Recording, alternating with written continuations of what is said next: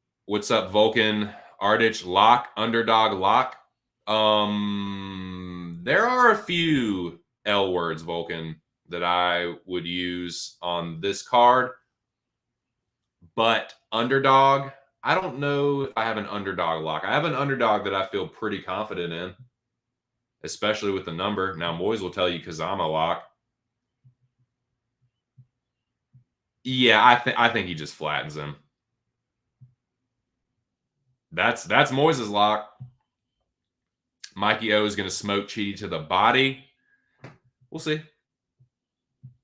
Chidi sounds like a Nigerian Don Fry, but he does have a cigarette smoker's voice. Yeah, he has got an incredibly deep, gravelly voice. Honestly, don't mind the over 1.5 at plus money. Can see a feeling out process or a staring contest with Chidi and Mikhail. Yeah, I'm not the only one that's said it, but that is my prediction.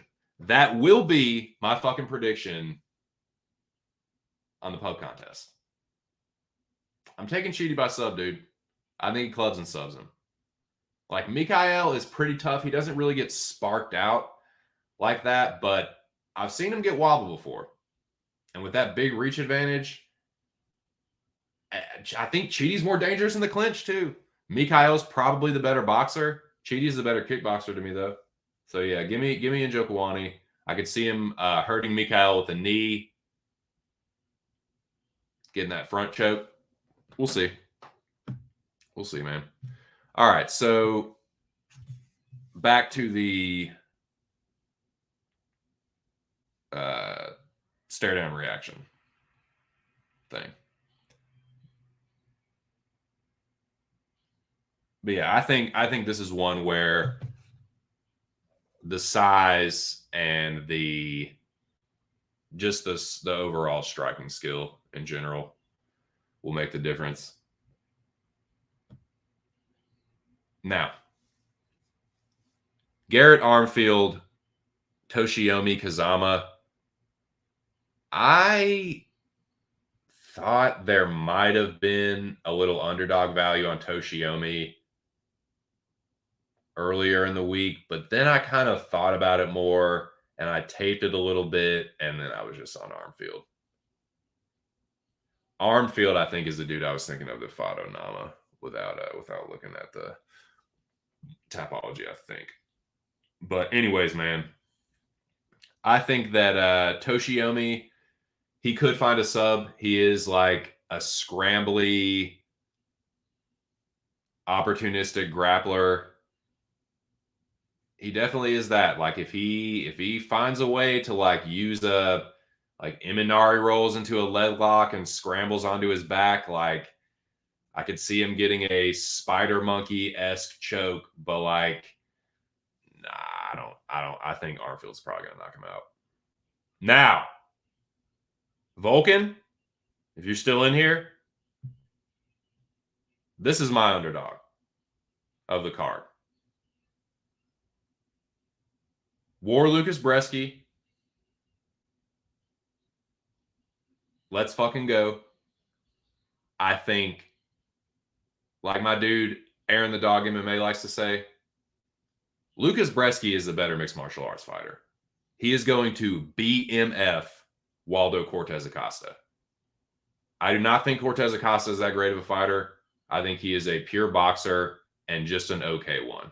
This is another dude. The way people talk about this dude, you would swear that he is motherfucking Francis Ngannou. Who has this motherfucker knocked out again? He didn't knock out Chase Sherman or Jared Vandera. I don't think Bresky's that fucking chinny. I think he's more durable than Chase Sherman. Been knocked out, what, 4 or 5 times? Vandera been chin checked a few times too. I think Bresky's been knocked out once maybe. I think Bresky is a way better grappler. I think he's going to low kick the shit out of this dude. I think if he gets hurt, he is absolutely going to go to the grappling. I've seen him do that in fights where the striking gets hairy. I think that's exactly what's going to happen here. I just think he's a better fighter. I don't think Cortez Acosta's cardio is anything to like tout, because look at who the fuck he is fighting. Jabronis and overrated hype jobs. And he lost to the overrated hype job. I think, dude, he don't fight like Budai. He don't fight like booty, booty, booty, rocking everywhere and fucking Carl Williams. Carl Williams took Bresky down like 8 fucking times. You really think you really think fucking Cortez Acosta is gonna wrestle Lucas Bresky? No. Euro trash grappling for the win. Luke Breezy for the dub. Let's fucking go. I bet Luke Breezy plus 200. He's bigger than Cortez Acosta. He's going to be the better mixed martial arts fighter. He's going to low kick the Christ out of him, and he's going to get that dub. Maybe submission late, maybe decision for this. Now, Tafa and Parker Porter. Shout out to my dude Aaron the Dog MMA. Parker Porter is in the Zhang Li Parlay Bebe. So I have tailed that, of course. But my official pick will be Junior Tafa. I don't think he's as good as Justin as an MMA fighter, but I think he might be a better kickboxer. Does that make sense? Like, I think Tafa has more experience in the cage. I think he might be a little bit more well-rounded, but I just think Junior is a little bit better of a kickboxer. I just do. I don't think Porter has a good chin. If you're on Porter, you are hoping to fucking God he goes to the grappling. He doesn't always do that, man. Parker can be he can be a fucking big tough guy. He is a big tough guy. He's got pretty good striking. But he just doesn't have that great of a chin. I like Parker Porter. He seems like a good, like solid dude, like as a human being. He's a guy that you want to root for, but I don't know what he did to the fucking Tafa family. I don't know what kind of vendetta they have against him, but they are trying to exact it looks like. So I think Tafa does just that. And like, dude, if he loses this fight, I think I said this Wednesday or Thursday, like, dude, he is gonna get his, like, Justin is never gonna let him hear the end of it. If Junior loses to Parker, Justin is gonna bust his bro's balls on that fight until the end of time. So I think that's a little extra motivation for Junior. I think he knocks Porter out. Porter's a better fighter, though. So if he grapples, he can win. Like, if he gets on top of Tafa, probably going to get choked. But the L word was mentioned earlier. Vulcan, sir, you mentioned the L word. You can slap that on Aaron Blanchfield, in my opinion. I don't think you're going to get Aaron Blanchfield at minus 150 for quite some time. I think this is one of the last opportunities you're going to get at a reasonable money line for Aaron Blanchfield. I think she's the future. I think she's future champion. I think she will be champion in no less than 2 years. That's not really a hot take. I'm certainly not close to the first person that thinks that. She's just the genuine article to me, man. let me pause this right here. So they're staring down right now. Talia Santos a little bit taller. This is another fight where I don't get the Talia Santos thing. Somebody please explain that to me. The way people talk about this chick, you would think she's like Amanda Nunes or something.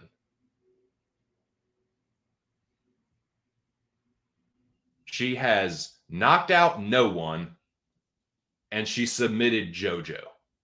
And you would think she is this like stone cold killer. Ain't nobody that loses to Mara Romero Barella getting out-grappled by that chick. Ain't nobody that loses to that chick beating cold-blooded Blanchfield. Period. Period, point blank. Santos is not live. She's getting taken down and fucking Smoked.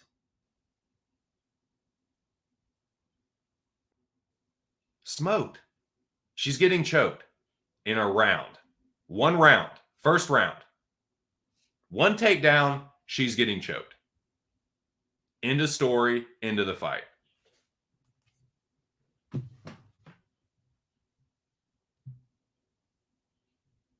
Let's fucking go, homie Noah. Let's go, dude. Yeah, let's go, Jackie boy. I like the sound of that. He can't. He doesn't. It's crazy, dude. I think so, man. He's the better grappler. Like if he grapples, he'll win. But like, how many times have we said that? All this guy needs to do is do this, and he doesn't fucking do it, and he gets knocked out. I would think so. It just screams narrative to me. It just like, okay, we can have that storyline for both of these brothers. They both knocked out both of these brothers coming off the back of a knockout of Paca Porter. You know, it's just like, god damn, dude. I think so. I agree. Yeah, like Valentina has holes in her game. People don't want to admit that. People talk about Valentina like she is fucking invincible. She's literally not. She literally has losses. She doesn't have the belt anymore, quite literally, because she got choked because she did some dumb fuck thing in the cage.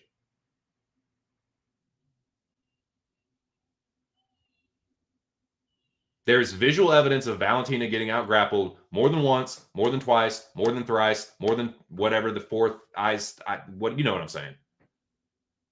Erin Blanchfield is a black belt. She is a good wrestler. She's a decent striker. Santos ain't no fucking one-punch knockout artist. Pah! Yeah, fucking right, dude. Didn't knock out fucking what's her? Let me fucking trying to remember the order of her fights. The last finish she had was JoJo. Then she had that close fight with Valentina. She lost the split to Mara Romero Borello. Decision Molly. I'm trying to remember who was after Molly. Is it Montana De La Rosa? Hold on. I don't want to sound more stupid than I already do. Jillian, that's right, Jillian. Didn't finish Jillian on the feet. Didn't finish Roxy. Subbed JoJo for like the fourth time. JoJo's been subbed 5 times. That's not some crazy feat.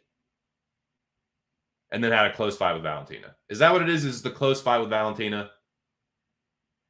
Erin Blanchfield is the future.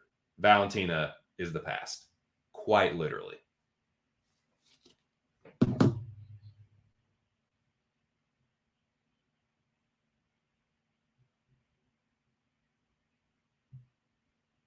JoJo!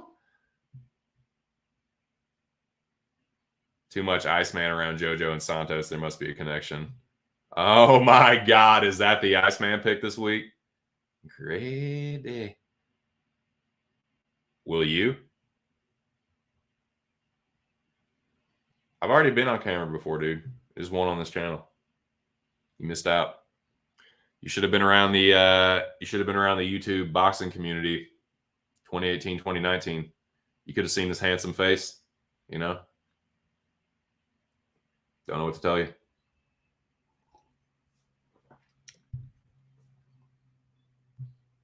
Yeah, when it goes her way, it's awesome. When the head and arm choke goes her way, when the judo goes her way, it's awesome. Offensively, Valentina's a beast. Defensively, sometimes she can struggle with bigger grapplers and opportunistic submission grapplers. Yeah, Valentina beat the fucking shit out of her. I don't think Santos was close to winning that fight. How come? Oh God, here we go. Dricus propaganda. Couldn't go one show without it.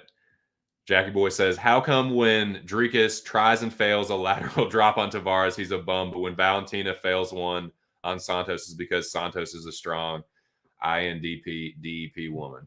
I don't know, Jackie Boy. You tell me. I'm not smart enough to give you the answer to that, brother. Racism against Africans. You sounded pretty confident in who? In Aaron? Yeah, she's gonna win. So no, I am. I am. The problem is I can't decide. Like, is it gonna be like? I'm pretty sure she's gonna choke her. Pretty sure. Santos is a blue belt. I think Aaron's gonna soften her up and choke her. But it's WMMA. You can never count out Aaron wanting to be like, nah, I just wanted to beat her up. You know, you never really know. Thus and so, that money line is a gift. That money line is a gift from the MMA gods. Aaron Blanchfield minus 150 for someone that's probably going to be the champion. Dude, you just ain't going to get a line like that. When she beats the living fuck, or not beats the living fuck, when she smokes Tala Santos, what kind of line do you think you're going to get on Blanchfield after that?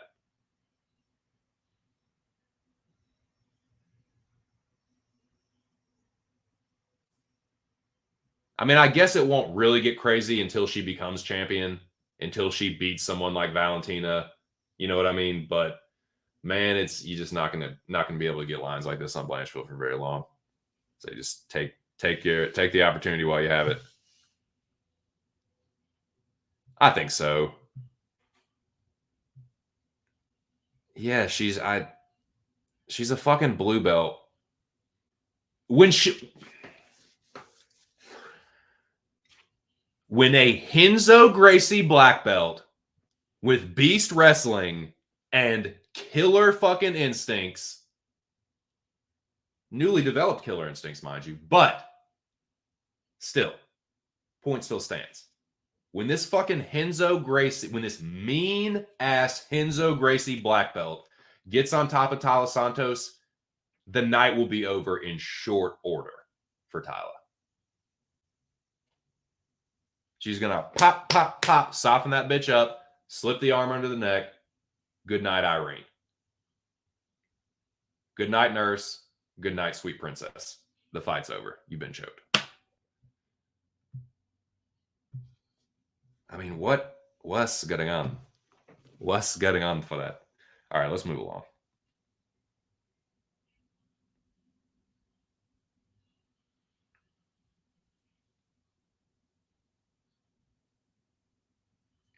Ceremonial weigh-ins. Let's get back to the ceremonial weigh-ins. Shout out to the 8 people in the building. Can we possibly... Is there any way I can get 10 people? I feel like YouTube is fucking with me. I feel like they're watching this and they'd be like, they're like watching people like, nah.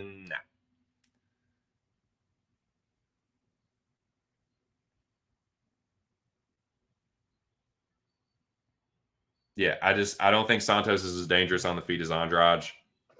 And she's not a better grappler than Aaron. She's going to get choked. All right, now here is another.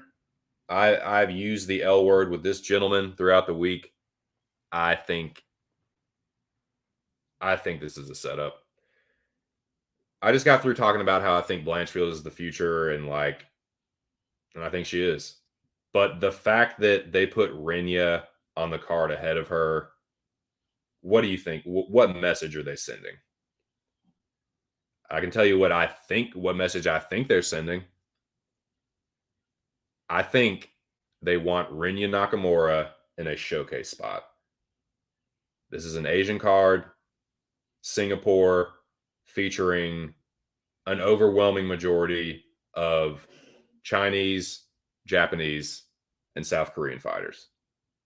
Renya Nakamura, other than I'm happy, thank you, Tatsuro Taira, other than Taira, Nakamura has the best chance to be future champ. He's Japan's best chance at a champion, in my opinion. Again, I don't think it's a hot take, but they want the dude in a showcase spot. They put him this high on the card because they want him to obliterate Fernie Garcia, and I think he's up to that task, especially on the ground. I think that's what's going to happen. I think Renya will go out there, try to test himself on the feet. Maybe he even drops Fernie, but I think Fernie's a good striker. I think Fernie is actually going to land on him And I think the striking could actually get a little hairy for him. I'm pause real quick before I get to the Coco. I think the striking could actually get hairy for Rinya here, and I think it's going to draw or force the grappling and wrestling out of him. And I think once he does, he's going to smash him. Rinya is going to get on top of him, heavy ground and pound, maybe a submission, but I think Rinya finishes inside the distance. He looks like a genuine article to me. It hasn't really been against a high-level competition, but he is smoking them all. How can you be mad at 2 like first-round knockouts? I don't think that's going to happen here. I think he will get tested in the striking a little bit more than he did against those other guys. And I think once he does, it's like, okay, back to what got me to the dance. And then it'll just be over. But that's what I think. As far as how they sized up, like, you could even say maybe Garcia's a little bit bigger, but Rinya's grappling strength is going to be just vastly superior. The wrestling credentials, the wrestling skill, the body leverage with the grappling is just, it's going to be on a different level. The grip strength, boys, the tensile strength, it just ain't on the same level to me. That's my ignorant take on that. So, yeah, give me Rinya Nakamura inside the distance. I can't really decide what it's going to be. I think I picked submission for the pub contest.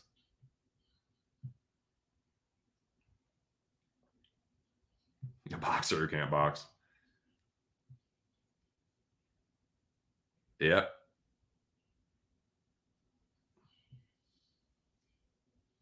Dirty knees.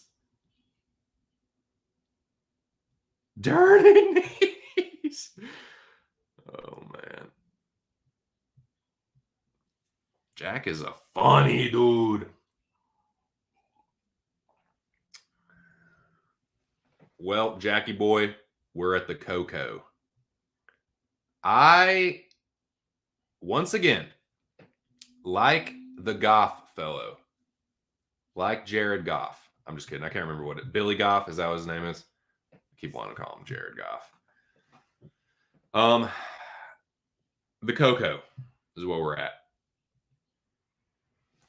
Chikadze and Caceres, like Billy Goff, I've seen several people that I like and respect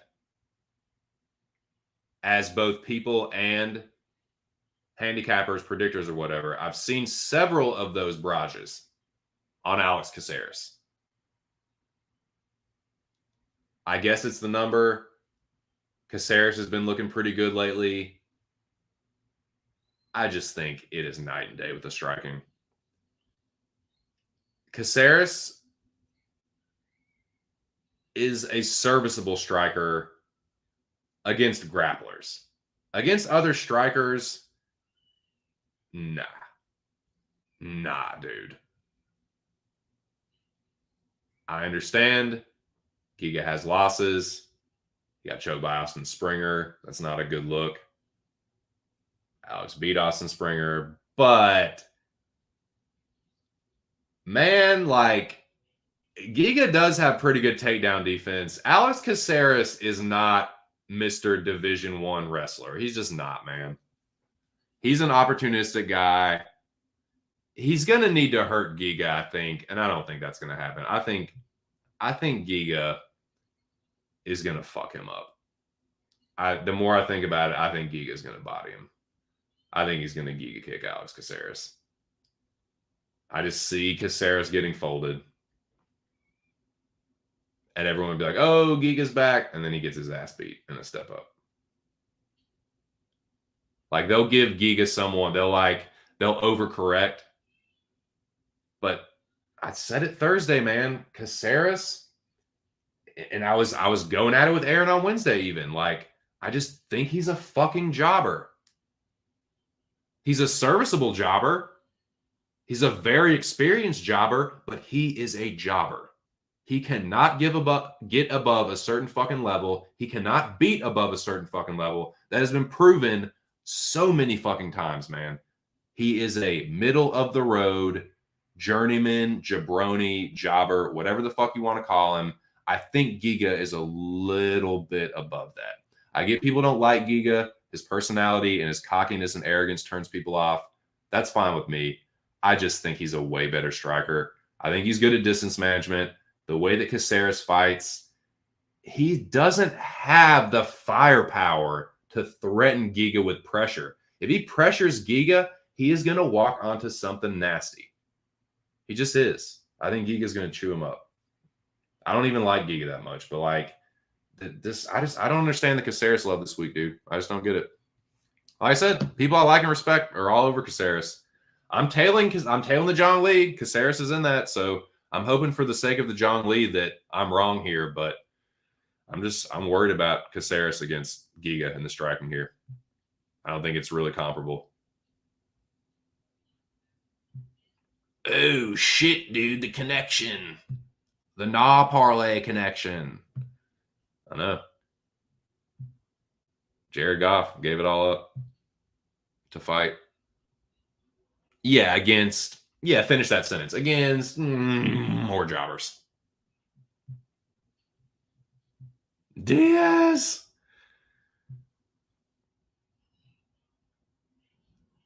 Diaz fake vegan. I know he cheated. He cheated like fucking Todd and Scott Pilgrim. Chicken's not vegan?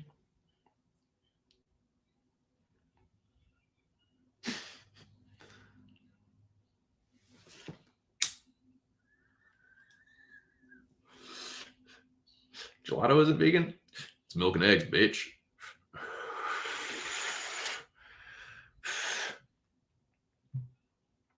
All right. Let's unpause this.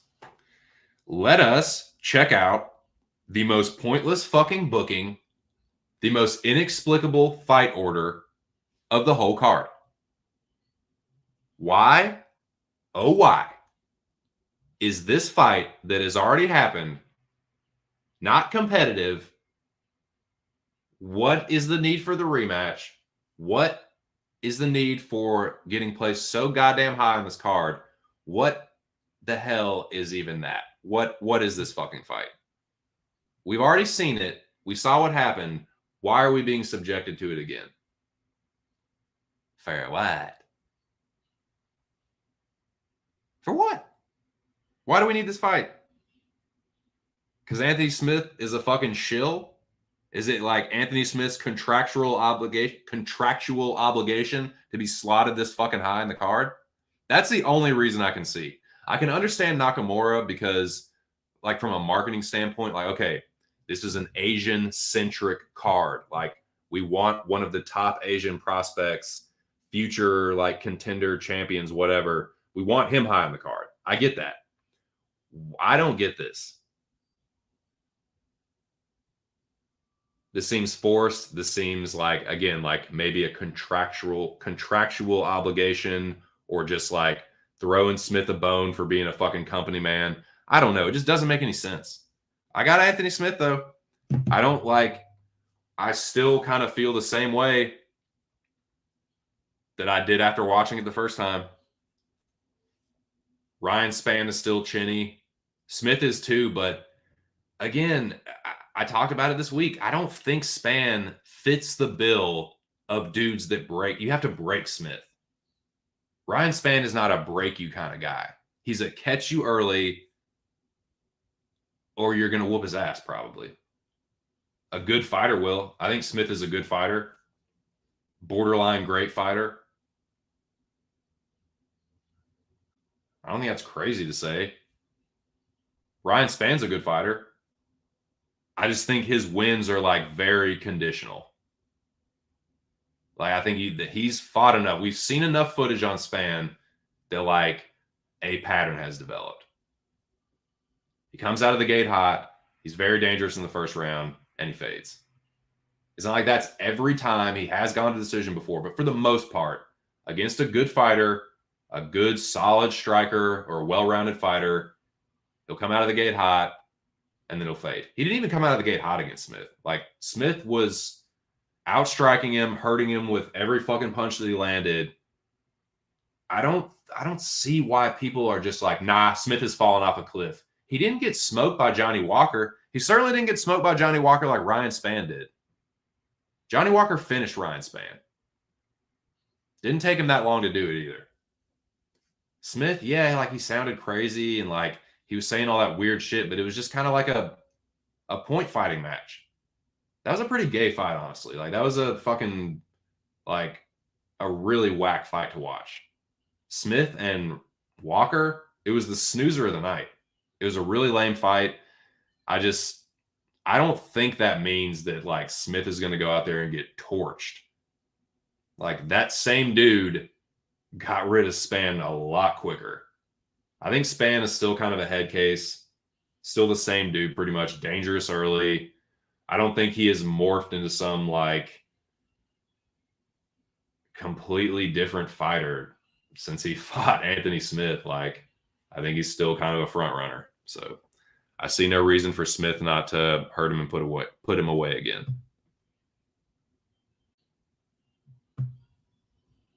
What the fuck? Like they capitulate that much to Anthony fucking Smith? God, that's dude so sad. That is fucking sad, dude.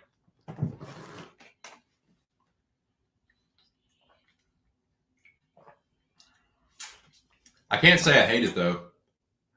Smith's personality and his takes on like the fight game and like his opinions are just really send me the other way, man. I do not care for Anthony Smith. This is not so much as a fighter, just like I just don't like the guy. Like nothing personal. Again, this is kind of the same deal as like Dustin, where it's like, I'm sure you're a good father and a good husband. I'm not talking about that. As a dude, I just don't like him. I just think he's a fucking douchebag. I think he's super fucking like arrogant and entitled and always talks shit about his opponents, even when they whoop his ass. He begrudgingly gives credit to like his like peers and shit. I just think Anthony Smith is a fucking dom. I think he sucks. Like as a dude, I think he's a just cringy douchebag. But I think he's a better fighter than Ryan Spann. Overall, I think he's tougher. I think he's better striker, way better grappler, clearly. I just don't see, short of him getting clipped, which I guess could happen. Like Spann's got a puncher's chance, but he had a puncher's chance in the last time. I don't know.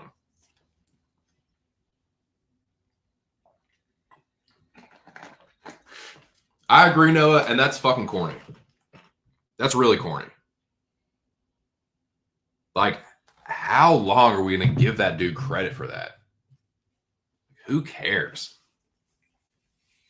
What a guy. What an idiot.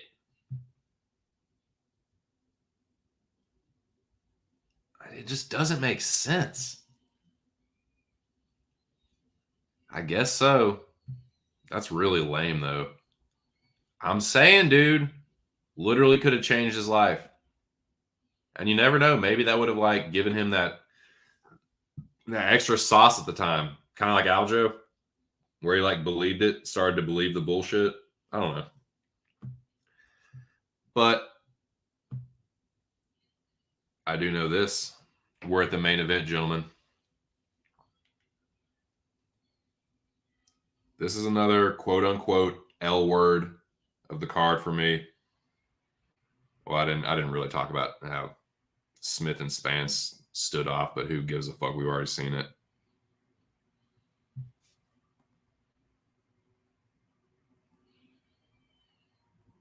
Just scrub through here.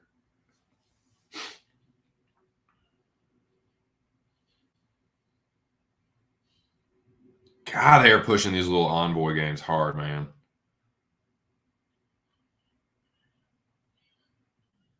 All right, Holloway and Korean Zombie. Boys, I think we know what time it is here. I like the Korean Zombie. I respect the Korean Zombie. How can you not? He speaks softly and carries a big fucking stick.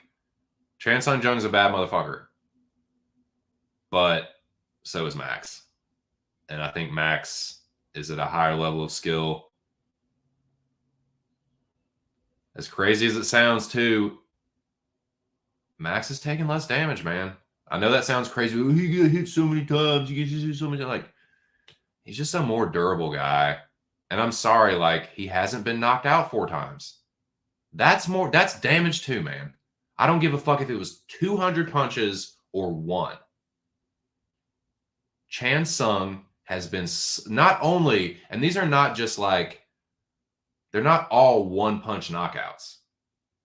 That Volk fight was a sustained fucking beating. A really bad one, dude. I mean, he has gotten put down bad before too, man.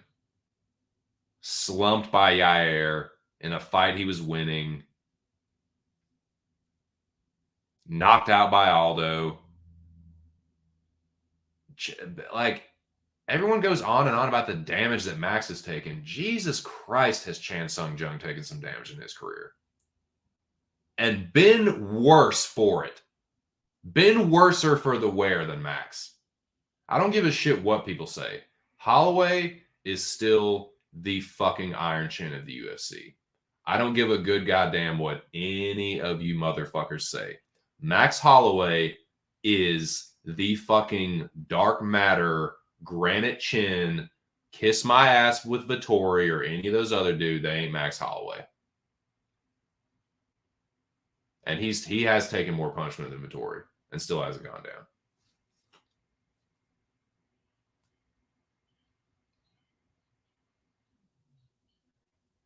Max Holloway is going to knock out Chan Sung Jung 3rd or 4th round.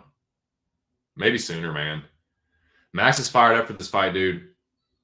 With the wildfires that have tragically been burning in fucking Maui, I think it's lit a fire under Max, and I think he's going to take it out on Chan, unfortunately. I just think he looks full of vinegar and piss, and he's just, I think he's going to put a little extra stank on it this weekend. It's been a little bit since Max has had a knockout. I think it was literally the Ortega fight was the last time he stopped somebody, but Chan fits the bill, and boys, we have 10 people in the fucking building. Thank you so much, everyone that has made this possible. It's been a while, but there are 10 people listening to this stream. Shout out to each and every one of y'all. Let's fucking go. We did it, boys. I think Max is going to put Chan away. I like Chan. He's tough. He's going to go out on his shield, but he's going to go out. I think it'll be fun as long as it lasts. He's going to land some punches on Max Holloway that are like, holy shit, Max's chin. It's like, yeah, it's Max Holloway, dude. That's why I stand the guy. How can you not like Max? He's humble. He's funny. He's a badass. He's gotten the belt. He's been champion. He's defended the belt. He's a respectful dude and a bad motherfucker. He's the nice motherfucker and the bad motherfucker. Like Max is awesome. He's the fucking man. I love Max. He's one of my favorite fighters. But it's not just for the main reason is what a badass fucking fighter he is. He's going to show that again. He's going to show why, other than Volkanovski, it's just Max Holloway and everyone else. But boys, we have definitely got a toast to that 10 live viewers because it has been a minute. It's probably been a month. For real.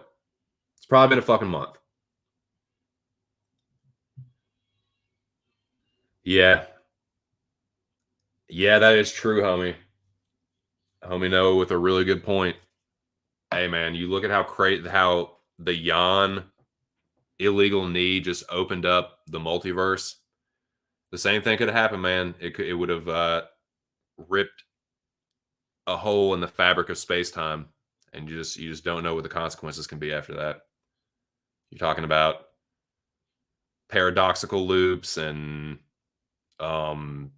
Terminator paradoxes and just all kinds of shit that I just don't have the fucking brain capacity for. Even if I want all brain fogged, I'm just not that smart. I mean, I could bullshit it, but it would just be just that bullshit. I tell you what's not bullshit is this Buttermints. It is dank nugget for real. And 10 people in the building. We got to celebrate that, gents. We got to celebrate it, boys. We did it. I thought they weren't ever going to let me get to it. Thought I'd never see it again.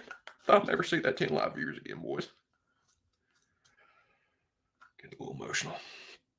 Not really. I am very happy though. So yeah, I guess I am emotional about it.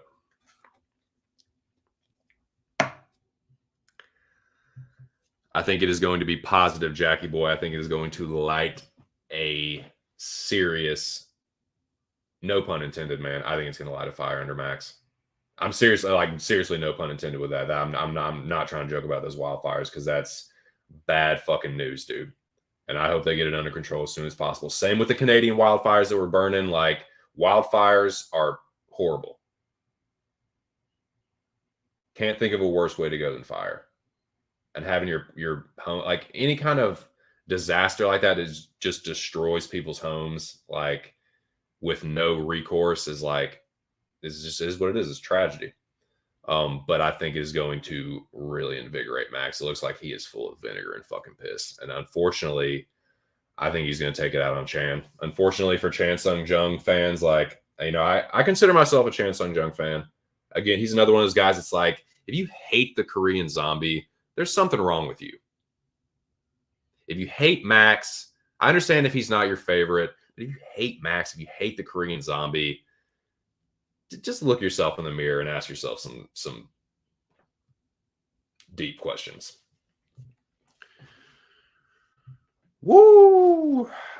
Brother, I agree. I think he's going to put a whooping on Korean Zombie. I think he's going to do it for the people of that island. Seriously, I think he's gonna stop Chan and dedicate it to the Hawaiian people. I mean, he is Hawaii. I mean, dude.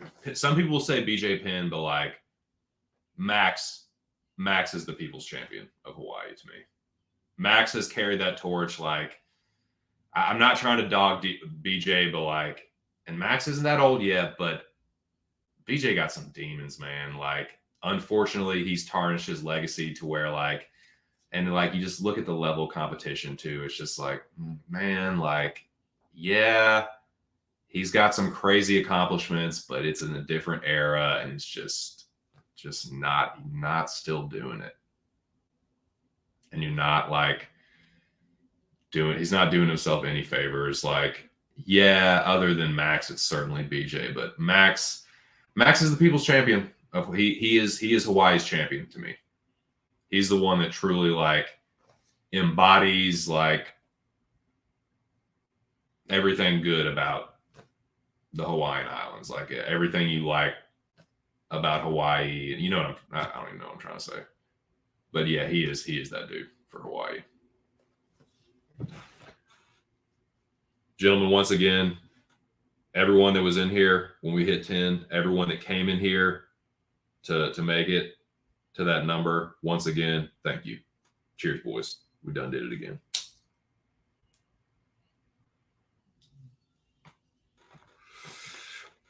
Let the buttermints burn and let the ideas churn.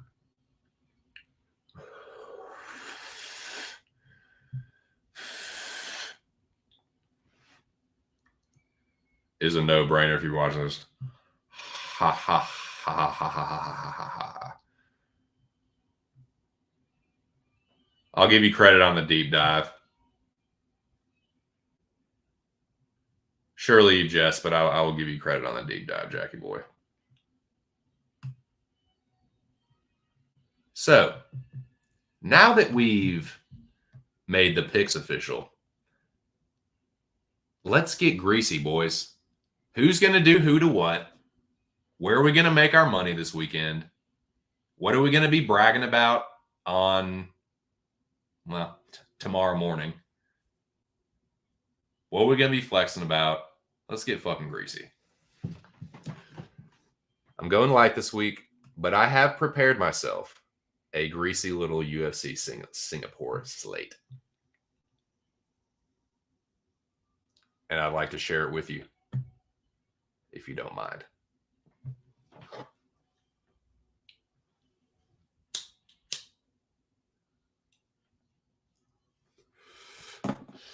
Before we get started with that, as always, in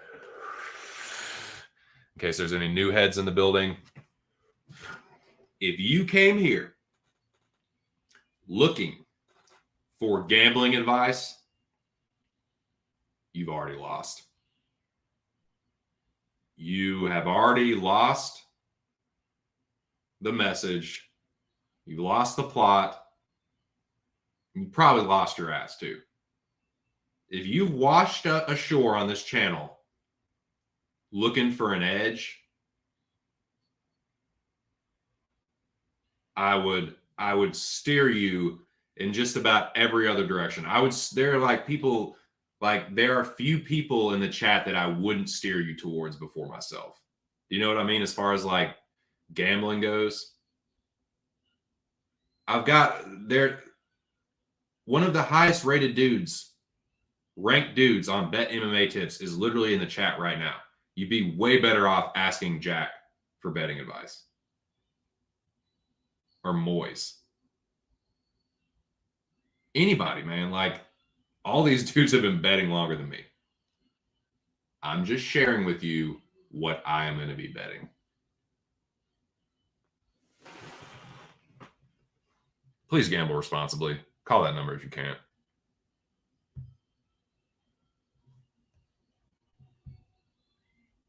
But now that I have put that out there, I am up. Thank goodness. Look to stay up. Knock on wood. Going light again. Lost last week. Not trying to chase. This just doesn't feel like the card to do it. There feels like a few traps on this card. I don't have nearly as many underdogs. But I do have an underdog bet. I have an underdog and 3 parlays. I made one this morning. It was another free bet. Shout out to crooked ass BetMGM. They keep giving them to me. All right. Giddy up. You don't give me a free roll, I'm going to roll it now. I mean, I'm stupid. I ain't that stupid. Free's free. Shit. All right.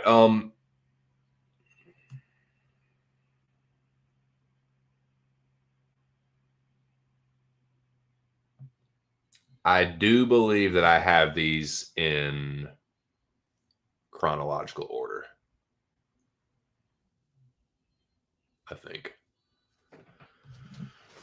I happen to have that information. I can check on it for you, but I think they are in chronological order.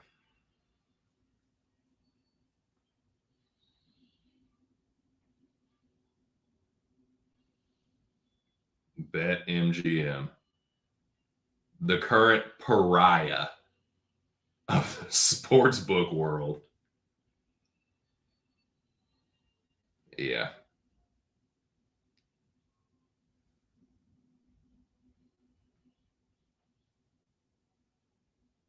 I would not be surprised either if these free bets had a lot to do with that. Please don't go anywhere. Please come back, please. Don't worry. You're one of the only books I can actually fucking sign up for. So,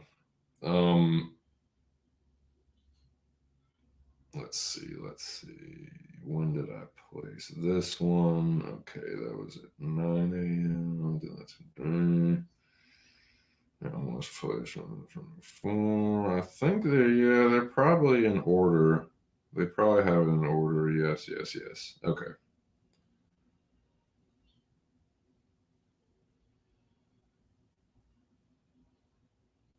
The first bet that I made on this card is the one that I feel the most confident in. I said it Monday. I think. Did I stream Monday? Yeah, I think I did. Said it Monday. Said it Wednesday. Said it yesterday. I'm saying it today. These are my 3 most confident picks. These are all 3 L words. This is my quote unquote insurance parlay. It is chalkier than a motherfucker, but with their powers combined, I did get to plus money. So, without further ado, this is the first bet that I made on this card. It is the one that like I said, I feel the most confident about these 3. They are the L words of the card to me. I really just don't see them losing. I think they're all put on this card to shine, show up, show out. These are all appear to be set up fights to me. And I think they do what they are meant to do in these spots. The chalky 3-piece, the insurance parlay of the week for me. Cold-blooded Blanchfield, Rinya Nakamura, blessed is best. I don't see any of them losing. Gets me my money back.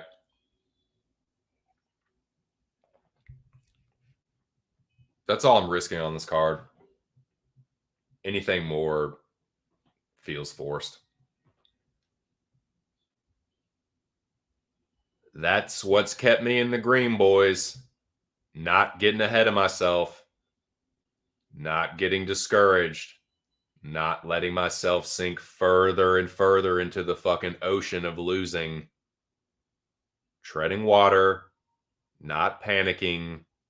Keeping it light. Not ascending too fast. Not getting nitrogen bubbles in my lungs.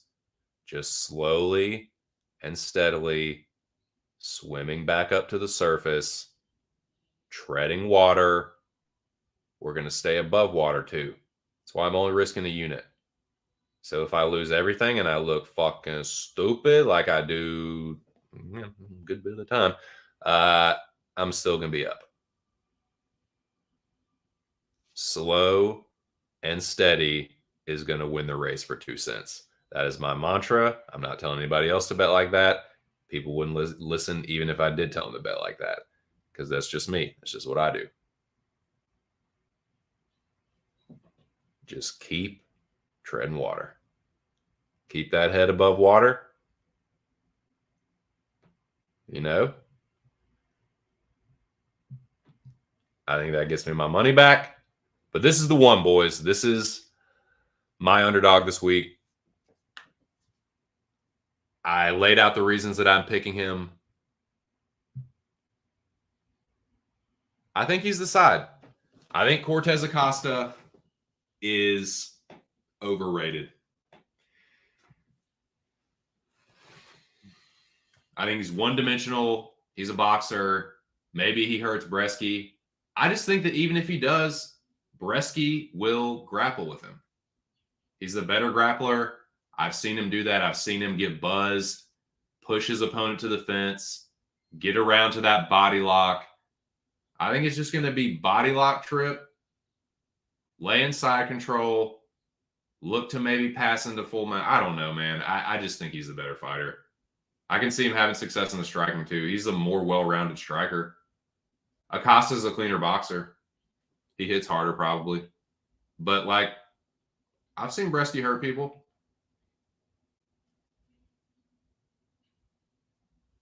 I think he's going to land more. I think he potentially could sub him. And I don't know, dude. I don't get what people see in Acosta.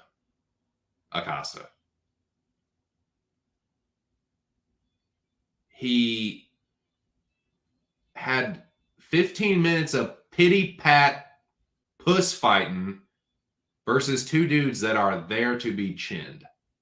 You're supposed to be this big fucking tough heavyweight boxer, bro. I also fucking thought I can't even be on a baseball team because I fucking knock these guys out. What you fucking say about my pitch? I'll fucking pitch you fucking like. You're supposed to be that guy, right? Can't even fucking, discipline case. Got kicked off the baseball team for whooping everybody's ass. You can't fucking whoop Chase. You can't knock out Chase Sherman, bro. That's what Bobo Sherman's there for. He gonna stand there and bang with you, and you knock his ass out. You couldn't even fucking do that. So I don't think he's gonna haul off and do it to a dude that I think is a little bit more durable than that. I think he's more durable. I think he's more well-rounded. I think, yeah, at plus 200, it's a little bit off to me. I don't think it's like necessarily crazy that you make Acosta the favorite per se, but that big of a favorite, no siree. Not to me. I think he's kind of looked like a jabroni, for being perfectly honest, against a low to fraudulent level of competition.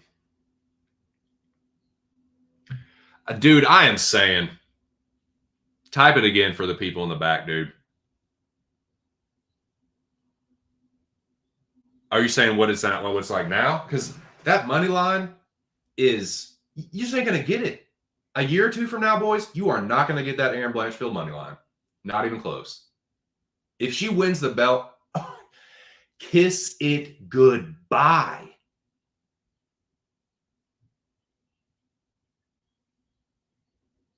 This is, if you like Erin Blanchfield, this is a gift from the MMA gods.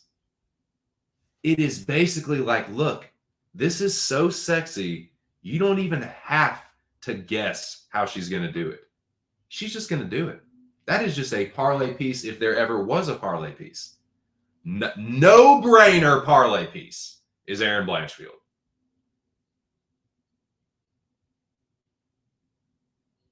Rolando Bedoya is a bigger favorite than Erin Blanchfield. I'm going to go through a list of people that are bigger favorites than that people. Are you fucking kidding me, dude? The bookies and the general public actually fucking thinks that these following fighters are better or more confidently going to win or win at a higher clip than Erin fucking Blanchfield. Lord have mercy. It must be 2023 because motherfuckers are losing it.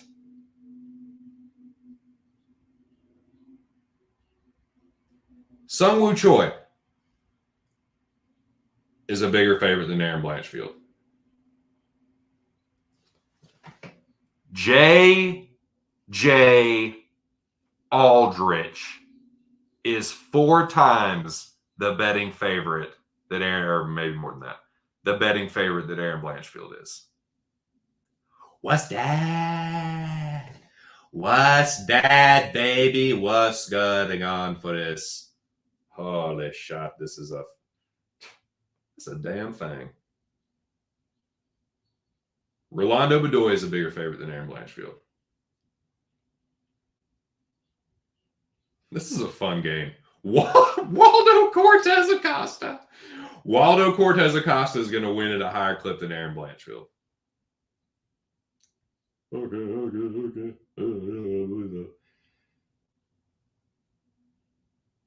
She's about the same favorite as Justin Tafa or Junior Tafa. They still have Justin Tafa on best fight odds. I mean, I'm not surprised that Nakamura is, but it's like, come on, dude. Erin Blanchfield, I think you can make her a minus 500 favorite. And it wouldn't like raise my eyebrows like, whoa, dude, you made her that big of a favorite? Like, she don't look like that. She will fucking look like that. Watch Erin Blanchfield look like a minus 750. Watch and see. Giga Chikadze is more of a favorite than her. Max, obviously. Blessed is best, bro. What are we talking about here? Other than Volk, you goddamn well know Blessed is best. That's what it is. Volk, then Max, then everyone else. And it's been like that for a little bit. We already know that. We already know that because we're all hardcore MMA fans or just straight up degenerate gamblers. So we already know that. We know that just because we watch every fucking fight.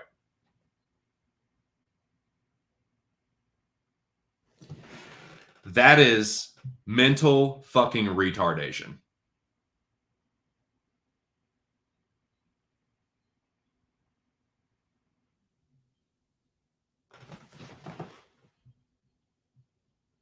Yes, it will be a grand rising, Jackie boy. It certainly will be. I'm looking forward to it, actually. I'm going to get an early night's sleep. It's going to be like Conan O'Brien, dude. Like the fucking... What is it? The fucking masturbating, man. The rise. Like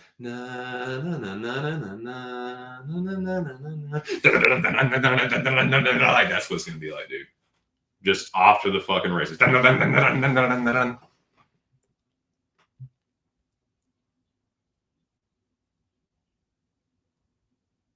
Oh yeah, dude. For sure.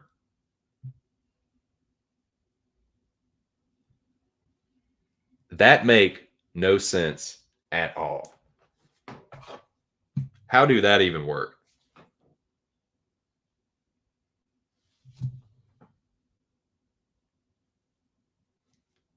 I don't get it. I'm not smart enough to get it.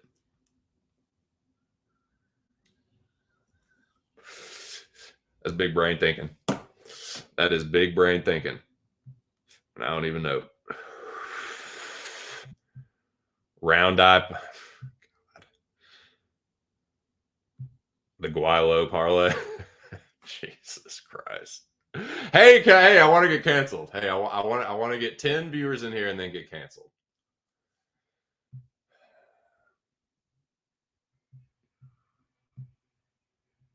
You will stop teaching the Guaylo. That movie is sick though, man. Dragon, the Bruce Lee story. That movie is pimp. That makes me want to watch that movie. When he tells Bruce to stop teaching the Guaylo, and he's like, "No way, dude. I'm just gonna beat this dude's ass in front of all of you. I teach whoever wants to learn." I love that shit, man. I teach whoever wants to learn. I love that shit. It makes me want to watch that fucking movie right now. I know you guys have seen The Dragon. It's so awesome, dude. I fucking love that movie. Dude, okay, I told Aaron the dog this. But I watched Miami Vice last night, the movie, the 2006 movie. What is up with all the hate leveled towards that movie? It was not bad at all. It was exactly what I fucking thought it was going to be. Exactly. A stylish cop action thriller. I wasn't expecting heat. I wasn't expecting some fucking Oscar-winning masterpiece. I just wanted to see some cool shots of Miami, some tough guy talk, a little bit of intrigue, you know, a little bit of sex, a little bit of violence. Colin Farrell and fucking Jamie Foxx looking cool, and some Michael Mann cinematography. And that's exactly what I got. I don't understand the hate towards that movie. 7 out of 10. It was fine. It was fine. The way people used to talk about that movie back in the day, it was like it was the worst thing they'd ever seen. It was like, this is a dud from Michael Mann, just a disgrace. It's like, what?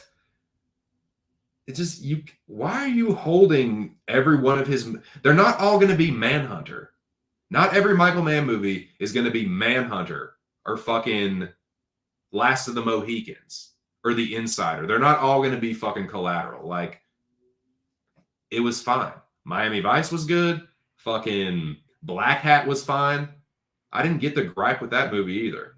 I thought it was entertaining enough. Is that Hemsworth's best movie? No. Is it Michael Mann's best movie? No. Was it enjoyable? Did it have some cool action scenes and cool cinematography, which is all I really give a fuck about in a Michael Mann movie? Yeah. So same thing with Miami Vice.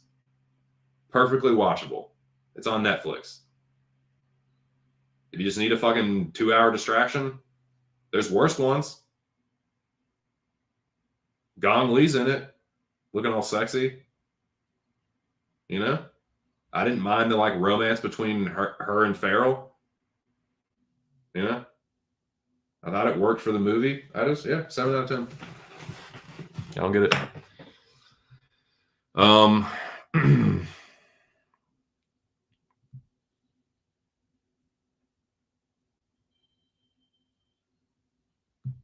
The round eye, yeah. Yeah, it's a pejorative term for white people. It's like going to see Transformers for the love story. Exactly. Let me tell you what I'm looking for. Let me tell you what I'm looking for in a fucking action movie. I'm gonna get Ron White on you. So let me tell you what I'm looking for in a fucking tree. Let me tell you what I'm looking for in an action movie. I want a movie that you can tell is an action movie, even if you don't know jack shit about. No, but seriously, man, like what? I don't get it. It's like a director puts out good movies, and it's like, no, everyone has to be a pinnacle, has to be a milestone of filmmaking. It's like, is it an action movie? Okay, then I'm only expecting so much. And if it exceeds my expectations, cool. If not, I'm not disappointed because I did not have like these lofty, like, it was just, dude, exactly what I thought it was going to be. Entertaining, slick action movie. 7 out of 10.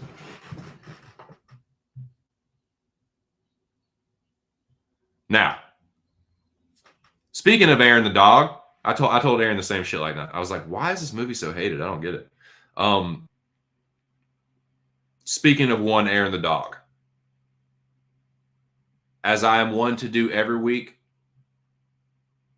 I am tailing the Jong Lee parlay.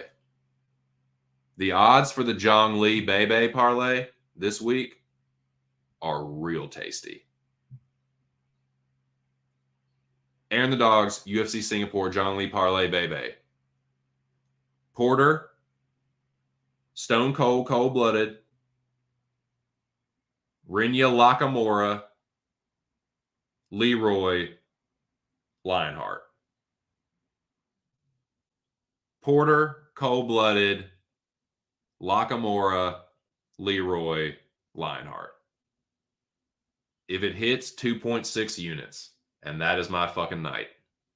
Happy to tail the Jong Lee parlay, baby. It is a great hedge spot for my Giga pick and also my Junior Tafa pick. So if those go those two fights, Porter, Tafa, I either get my pick right or I get the leg of this bet right. Same thing with Leroy. I either get the Giga pick right or Leroy clears that leg. And I'll tell you what, if Leroy does clear that leg, I'm almost certain that Nakamura and Blanchfield will. It's really those two. I'm pretty sure Anthony Smith is going to win. So I'll tell you what, I will be, if this is still alive and Leroy gets it done, I will not be upset in the slightest. I really won't, man. So yeah, war the Jong Lee parlay, baby. I would much rather this hit than two of my picks. I'll say that. Shout out to Aaron the dog. If you're not subscribed to his channel, make sure you do it. If you have not checked out this past week's episode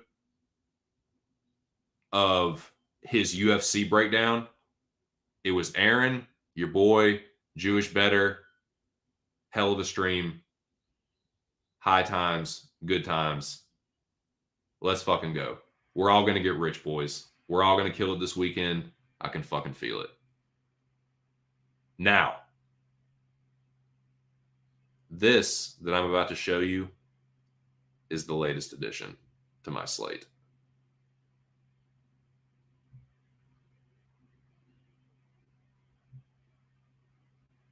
Nice.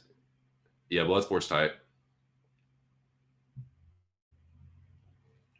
Oh, yeah, if that's a developed system, yeah, she's got a schnoz, dude.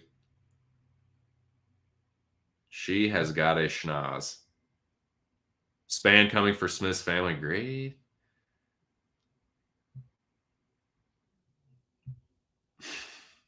Kumite. Kumite. Kumite. Kumite. Kumite. My favorite Van Damme movies are Universal Soldier, Time Cop.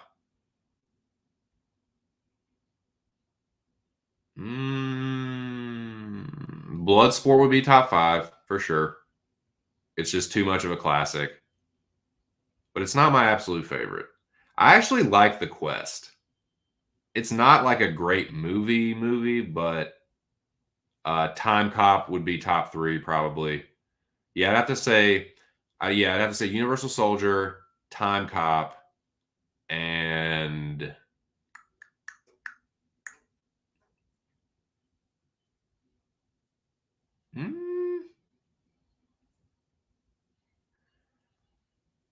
there's another one without pulling up his filmography that I do really like. I still need to see JCVD. I've heard that that's good, where he kind of like parodies himself. I can get down with that. Him like being a little tongue in cheek about how ridiculous of a personality he is. But yeah, Time Cop is sick. Universal Soldier's sick. Lionheart's okay. Death Warrant's okay. Double Impact. Those are like all right.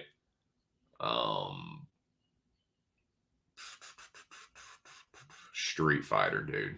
I always like Street Fighter because I was obsessed with the games as a kid, and like that movie is like a lot of fun. Get stoned and watch Street Fighter. It's so over the top. It's actually pretty funny. Street Fighter is surprisingly funny. Raul Julia, I think that was like RIP, dude. I think that was his last role. He acted the living shit out of that role, man. M. Bison, like he was great in that. Everyone's over the top. It's ridiculous. Like it's such an absurd live movie adaptation, but it's one of those so bad it's good. Like the fight scenes are decent. Like it's just ridiculous. Like it's like what the fuck is this? But it's kind of a good time. And the soundtrack, dude, the soundtrack to Street Fighter the movie is actually fucking sick. It's got like Rascass on it, Ice Cube. It's got some good shit, man. It's like a pretty solid hip hop soundtrack.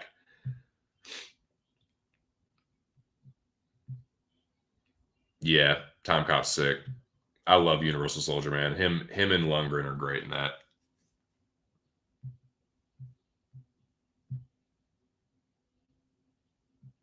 So, here we go. Here is the last bet that I made. Boys, I woke this morning, looked at my phone,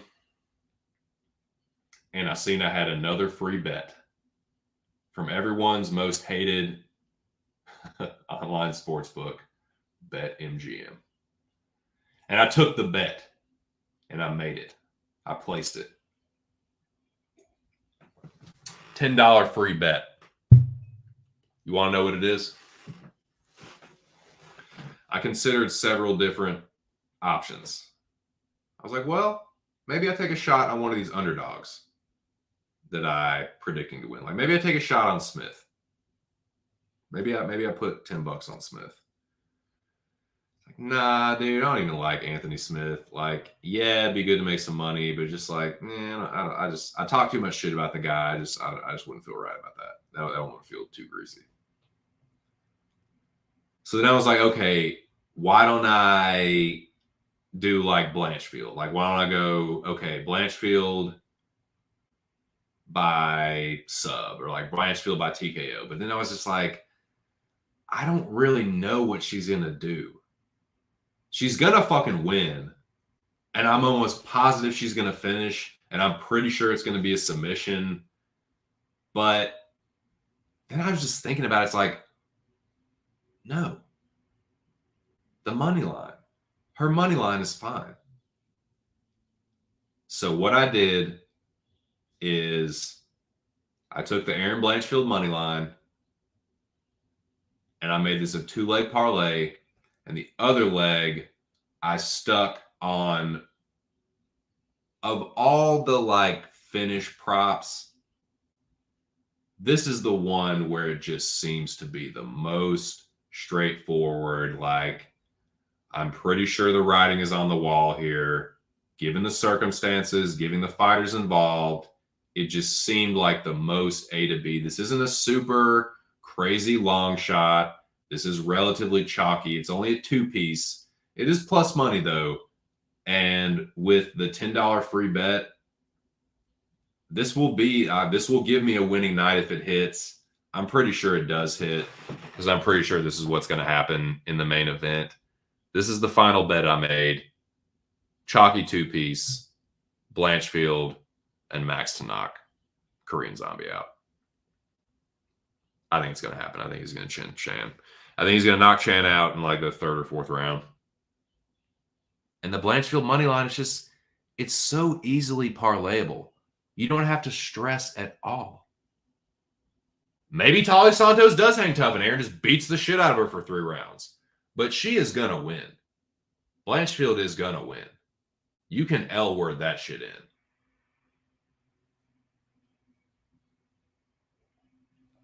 Holloway too, but it's like, yeah, I think that's, if you were to ask me of all the methods of victory, of all the fights, the one I'm most confident in is Holloway knocking Chan out.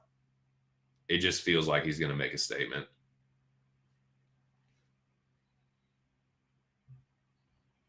Feels like he's going to remind people. You hear Max talk in all the interviews, and he's not done. He's not like going anywhere. The dude's only 31.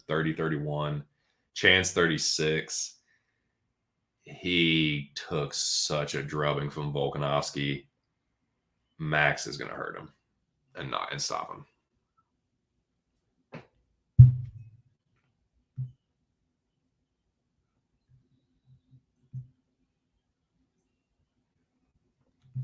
Says he doesn't want to make money off of the White Orc, Anthony Smith.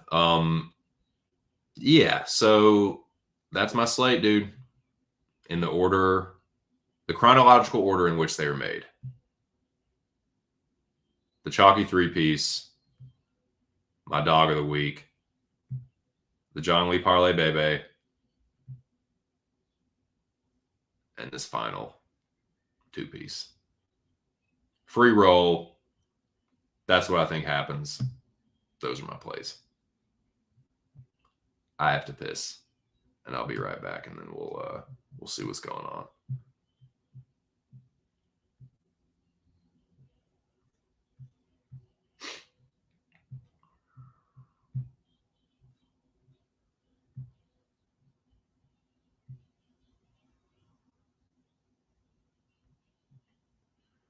Let me find this banner. There it is. Intermission.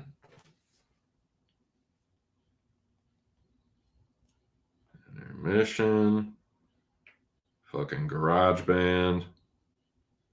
Rush's favorite loop. Rush's favorite Fruity Loop. No, I'm just kidding. It's fucking Garage Band, you fucks.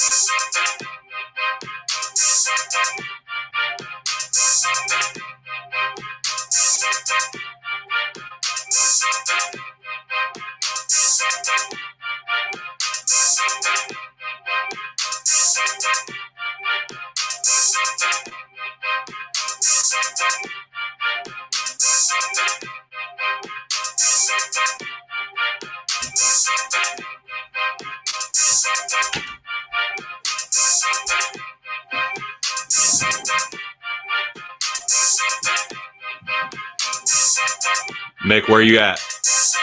Bust a flow on this track, homie.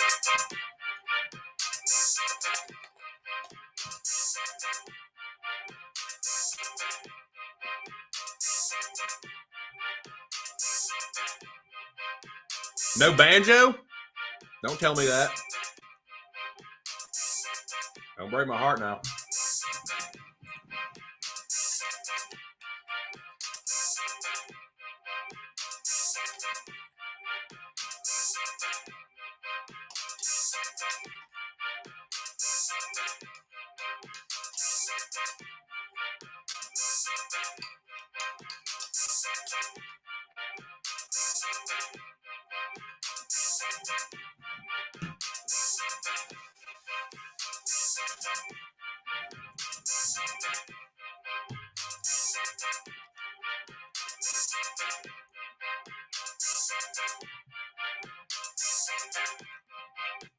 Okay, that's loud and aggressive.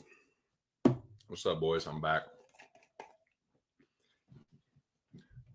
I went to the bathroom and finished my oatmeal, and now I'm ready to talk a little bit more shit.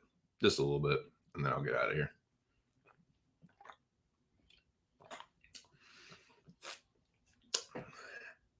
Excuse me.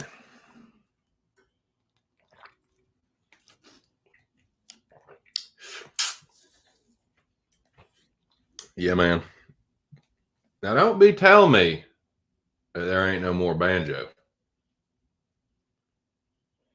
Don't you be telling me that now. You really break my heart.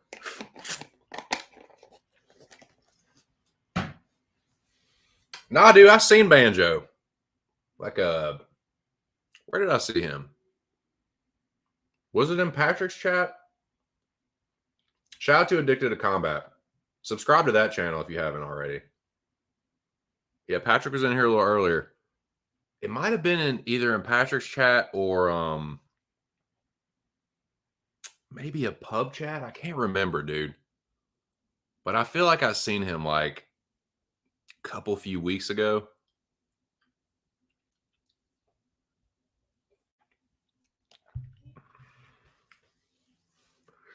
Yep, my dude Banjo, the strummer that went rogue.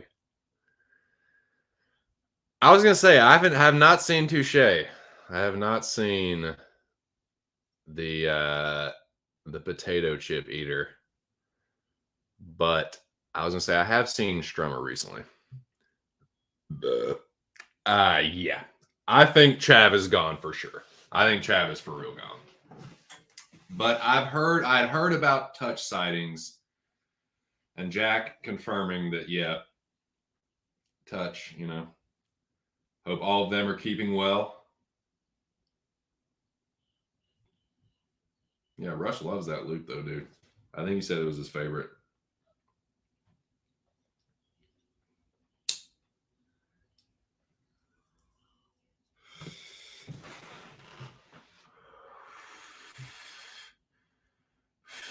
That's what it was. That's what it was. Shout out to Liam too, man. Liam picks fights. Liam was in here either the last stream. Yeah, maybe on Monday. Maybe it was on Monday. Yeah, for sure. Old Chav. Chavalito. All right, man. Yeah, no more awesome song. Don't need that. Don't need that. All right, Jack, what are we doing? Smoking weed, talking shit. winning bets. You a little bit more than me recently, but let's just keep winning. And yeah, man, what are we talking about, boys? We talked about bets. We talked about the fights. I mean, if you let me just keep going, I'll end up going off the rails on something. Like the subject of the conversation or the stream will just take a hard left. You know?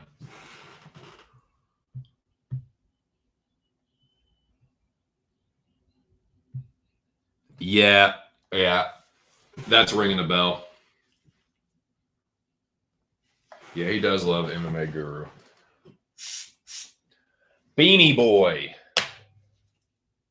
That jolly fat fuck.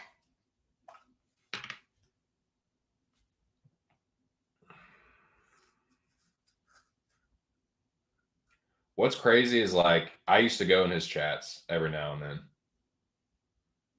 There was a while where I would go in because he streams like every day or like every other day. So like there was a short period of time where I would like go in his chat. I would see Jack in there. That girl, what's her fuck, Chrissy or Christy, the chick that's always in there. A couple other people that were like regulars. I was just, you know, it wasn't for very long. It was like maybe like a couple week period or something. And then yeah, I even like donated to him once or twice. And then I can't remember what fight it was. But yeah, he was like talking shit about me for like disagreeing with him. Oh, you keep your 2 cents, bitch. And I was like, okay. All right, I think that'll be the end of this. And I will never come back to your fucking fuck ass channel. Your exploitative fucking clown show of a channel. Nah, man, it is what it is. Beanie Boys, like, I'm not gonna be like that hater that's like, you know, the guy's obviously caught fire with something, but yeah. I'm not gonna tolerate that. It was over like a Robert Whitaker fight, I think. And I was like, what, dude? I know you just didn't call me a bitch over Robert Whitaker. Over sucking Robert Whitaker's dick. Fuck that.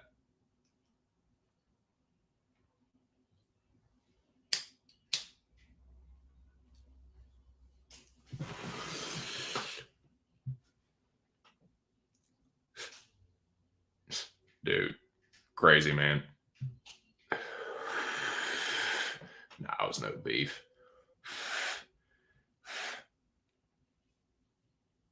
Just like, yeah, get really mad over Robert Whitaker. You fucking chode. Yeah, man. Yeah, shit's wild, dude. I mean, I'm not going to speak on it too much, but yeah. The decision that I made back in May is just, it is aging like a fine red wine. Red wine.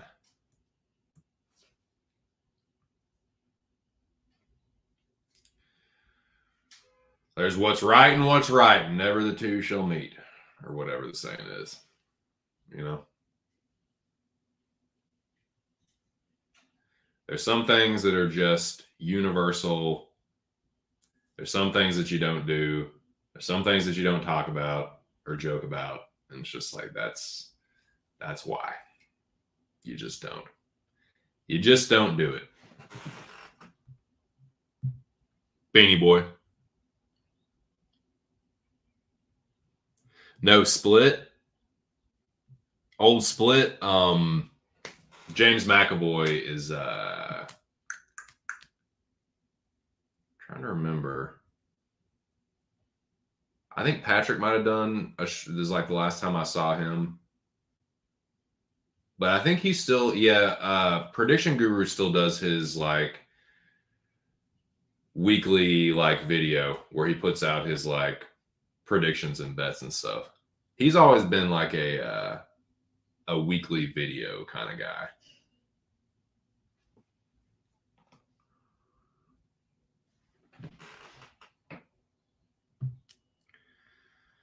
Yeah, kind of looking like it. It's wild, man. Shit's crazy. But yeah, that's pretty much my 2 cents on that. I don't have much to say about it. It's just like unfortunate and like not like once that it's taken to that level, it's not surprising that things escalated the way they did because you cannot joke about that shit. You can't joke about it, and you certainly can't be serious about it. Or like he's kind of like you don't have a choice but to do what Chris did.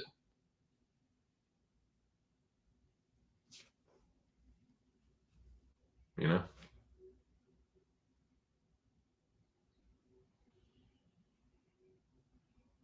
But yeah, that's my 2 cents on that. That was wild. And yeah, here we are. UFC Singapore. What else can I say about UFC Singapore? Nothing. Spoken about it ad nauseum. Really just kind of,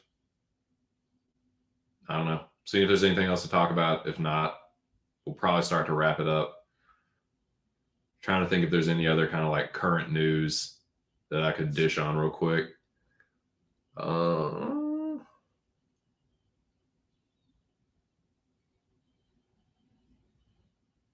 Yeah, watched Miami Vice last night.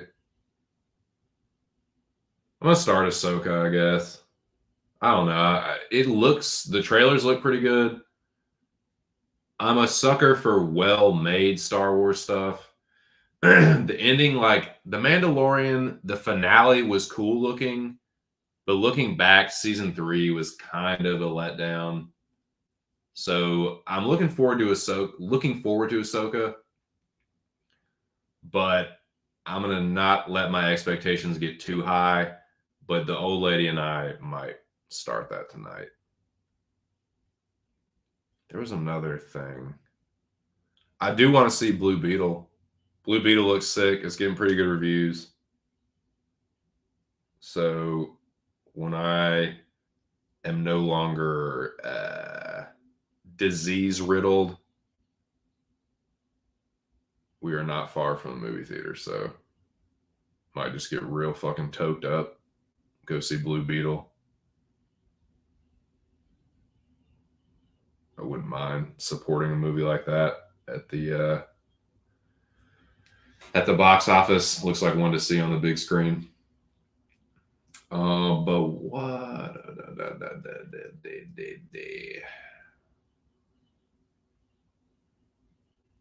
There was a movie that just came out on streaming shit that I want to see too, and I can't. It's slipping me right now.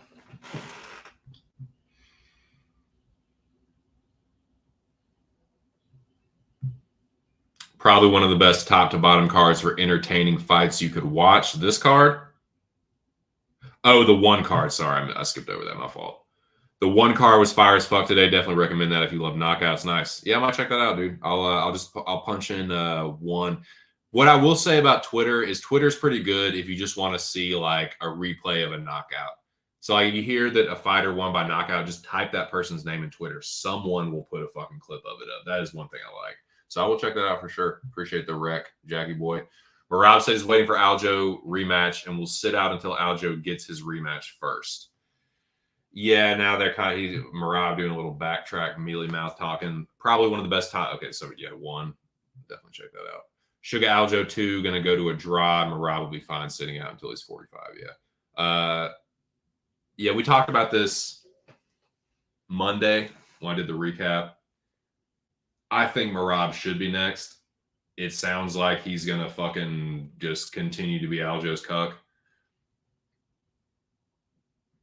So, excuse me. I guess going back and revisiting that, I still pretty much feel the same way. Selfishly, I want Jan to get the rematch against O'Malley because I thought he beat him the first time. I think he would beat him even more definitively this time. Like, I think he wouldn't fuck around. Like, okay, this is what I need to do to win. Okay, I got you. I got you. Just don't start slow. Drop you in the first instead of the fucking second. Okay, I got you.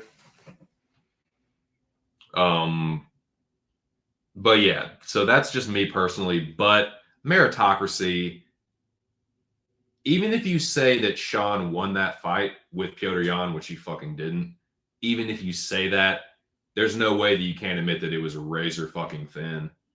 And I don't think it was like, even if you're thinking it is, and I think Yan won it more comfortably than people want to admit, yet and still. Merab and Yan was not close at all. So if we're talking meritocracy, like, this dude fucking deserves it, it's probably Merab, if we're being real. The only reason you can say Cheeto is because he has that win over O'Malley. And that's, you go back and look at that fight, I'm not going to straight up say it was a fluke, but like, I think it's more of an outlier. I don't think that result happens even 3 times out of 10. I really don't. I think that's more of an outlier, kind of like, the way Cheeto gets beat up by these lesser strikers, I think he was fortunate that he hurt O'Malley's leg early. He hurt it. I'm not going to say that like it was lucky or anything. Like, I think he hurt O'Malley's leg, but I don't think that his leg gets compromised, you know, over and over and over if they keep fighting. I don't think that's going to happen a second time. So if that's what it's going to be, and it's looking like that's probably what it's going to be, which I guess I can't blame O'Malley. Like, he's been getting, I mean, I'm sure he's getting sick of hearing about Cheeto. It sounds like he's sick of it. It's like, just get that out of the way. But yeah, you low-key lost to Yan too, motherfucker. So I'd like to see him give Yan his rematch. But on paper, yes, the loss to Cheeto is there. So I'm not going to be like, what the fuck, Sean? You want to fight Cheeto? And you like, I get it for O'Malley. Cheeto doesn't fucking deserve it, though. Not the way he just fucking fought. That dialed in, phoned in, half-cocked, half-assed performance versus Pedro Munoz in a fight where you know O'Malley's waiting in the wings to like try and show you up, and he fucking did. Like, he doesn't deserve it. Like, from a meritocracy, the way he's been fighting recently, like his last 2 anyway, man, I don't know. Like, he got his ass beat by Corey, and then that shit. Like, not exactly title shot worthy if we're keeping it a fucking buck. Not really.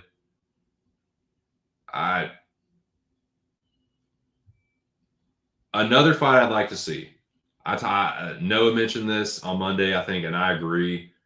I want to see Corey versus Sean. I think that would be a sick fight in a matchup we haven't seen. If we're just talking like fun fights, fun matchups, like, hey, what would it be like if these two went round and round? Yeah, Sean versus Corey would be dope. But you just have to make Corey not wrestle.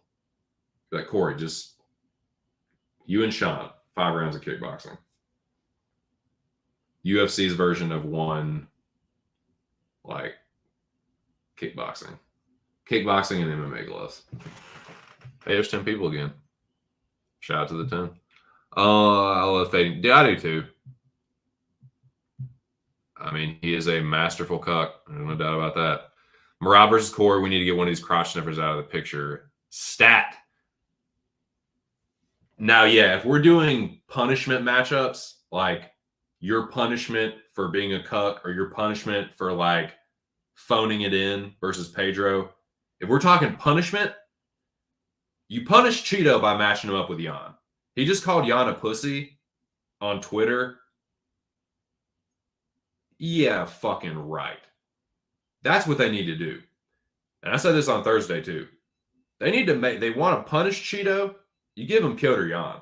Yan will beat the fuck out of Cheeto Vera. You see what Corey did to Cheeto? Watch Petr Yan. Yeah, match that up.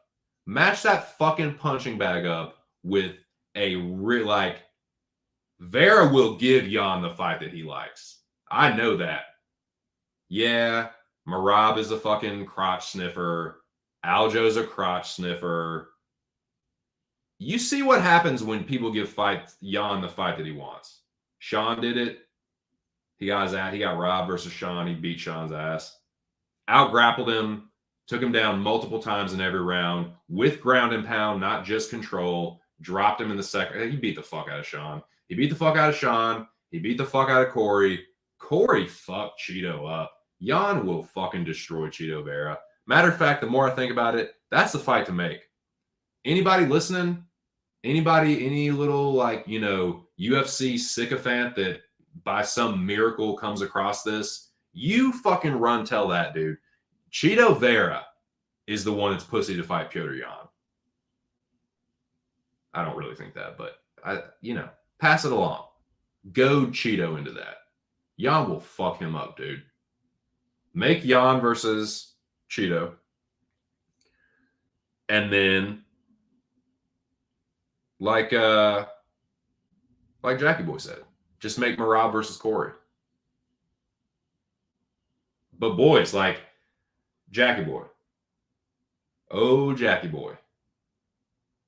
I don't know if you realize this, my friend. I'm sure you probably do, but the entire top 12 of bantamweight, the deepest division in the UFC, not a one of them has a fight booked. So the possibilities are truly like exponential. It is just ripe for the picking. Just a wonderful, bountiful orchard of bantamweight fights ready to be fucking harvested, dude. It's kind of sick. It's like, oh shit, like what sick ass like top 10 bantamweight matchup are we gonna get, dude? Pretty tight.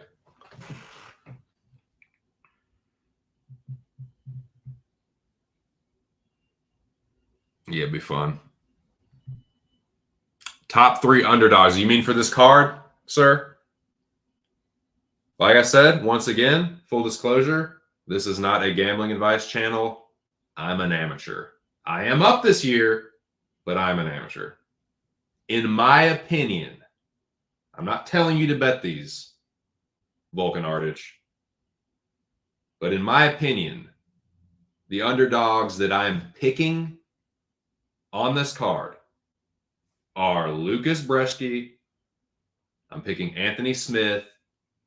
And I guess technically Cheaty is the underdog. He's ever so slightly has a slightly less number than Olasechuk. But in my opinion, those are the underdogs that I like the most. Certainly not telling you to bet them, but over-unders, I'm not the guy. I don't like over-unders. I think over-unders are kind of like, this is just my opinion, amateur opinion.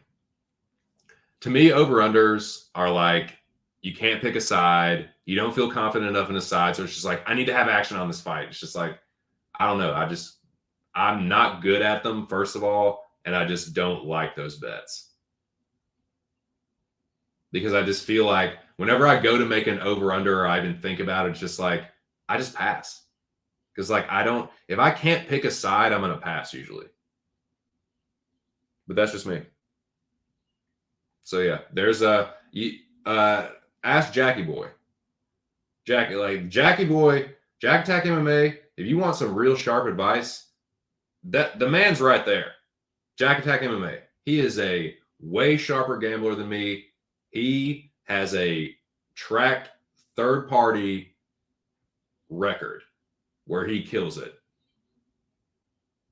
So that's the man I would say right now in this chat if you want to ask somebody. But yeah, I'm not a big over-under guy. But Bresky, Smith, and Cheaty are the underdogs that I'm picking this week. I'll be picking them in the pub contest. I have picked them in the pub contest. And yeah. Hey man, thank you for being here. Yeah, this is it's just it's all in the name, really. It's just my 2 cents on the fights. Just these are the bets that I'm making. I did bet Bresky at plus 200. He's the underdog I like the most. But yeah. The picks I feel overall the most confident in though are Aaron, Rinya, and Maxwell, Jacob, Holloway. No, yeah, I think Rinya, Blanchfield, and Holloway fucking roll. And I think plus 200 is pretty good value on Lucas Bresky. Because I don't think his losses, I don't think like that stylistic matchup is not going to transpire here. He's not going to get taken down 8 times. And Budai grapples way more than Acosta. And like Acosta is just too one-dimensional to me. So yeah, it's like, yeah, it should probably be a favorite, but minus 250? No, sir. No, thank you. No, thank you. I think I'm going to boom, pull that trigger. Now, yeah, there's hey, fair enough. Fair enough.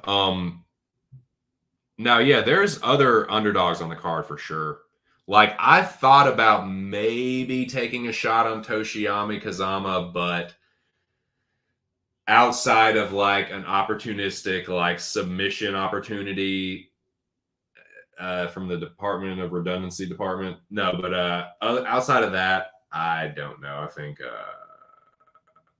think what's his name? Who's he fighting? Armfield. Yeah. I don't know about that one. I'm just passing. I'm just passing. So Vulcan, I said this Thursday on the Pub podcast, the MMA Locker Room Talk podcast, that I was talking to Billy about this. Shout out to Billy Briz. I told Billy that what's been working for me, how I made money last year, and how I've managed to make a little bit of money this year, just finally. Dude, I was underwater for like most of 2023. I like pop my head up, I'd be, then I just go right back down. And just so I've just now gotten to the point where like I'm up a little bit, and I have been for like, a couple weeks. But how I won money last year and how I finally managed to win money this year is just trusting my instincts. And it's going to be different for everyone. But like, yeah, if your instincts are telling you just Bresky, you don't get it, just like, yeah, just like Costa, or just pass. Like, so for me, and this is just what I do, what works for me. Different shit works for everyone. But like, for me, it's just not overthinking stuff, not overtaping, not overthinking. I've watched enough UFC fights, especially if it's fighters that I'm either super familiar with them or I've watched enough of them recently that it's just they're fresh in my mind. I have an idea of like how I feel about them as a fighter, because I always make sure and go back and watch the fights more than once. So I feel like that helps me like retain a little bit more long term. Like, especially if a dude does something that I really don't like, I'm gonna that's gonna stick in my mind. Or like conversely, whatever, if he does something that's like, holy shit, I'm never gonna forget that. So yeah, that's what I've been using the past few weeks, and it's been working. Like Blanchfield, Nakamura, Max Holloway, those are just, I feel in my gut that they are going to crush their fucking opponent. So it's like, yeah, I put them all in a parlay together. Didn't think about it too much. Yeah, it's chalky, but I still got it to plus money. What a fucking minus 150 on Blanchfield. That is still just don't get it. But yeah, that's just like what works for me. I don't overthink shit. I don't overtape shit. It's just, this dude's going to get it done. If he's an underdog, even fucking better. If not, parlay. But yeah, I'm also an amateur. I'm still finding my way in this game. And I'm not a high roller. So that's where I'm at with betting. My betting in 2023. But yeah, I also like, I have to give a big like amount of credit to like the dudes in this chat and the dudes that I like, my online buddies that I talk to every fucking day about fights. The advice that they've given me with the gambling, especially MMA and UFC gambling, it's helped me a ton. I always say this, like Jack Attack MMA right there. One of the best things he ever fucking told me, unit management. And I have stuck to that like fucking white on rice and a glass of milk and a paper plate in a snowstorm. And I just never, no matter what, whether I win, whether I lose, I do not drastically change the units that I wager. If I feel more confident about a card, I only add a unit, usually. Maybe two, but nah. I keep it light.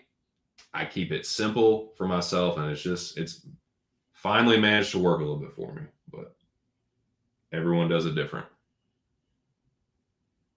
Yeah.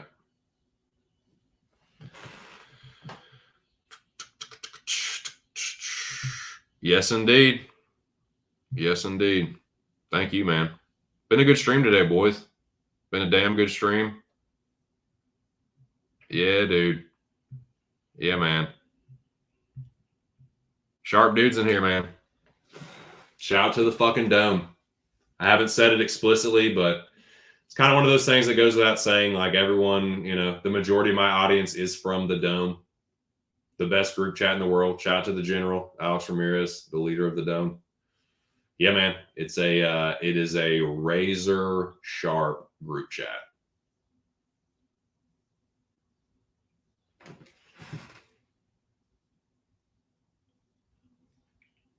And yeah, you can, you know,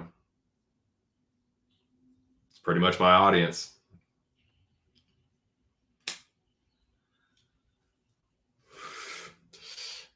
But yeah, Vulcan, every Wednesday,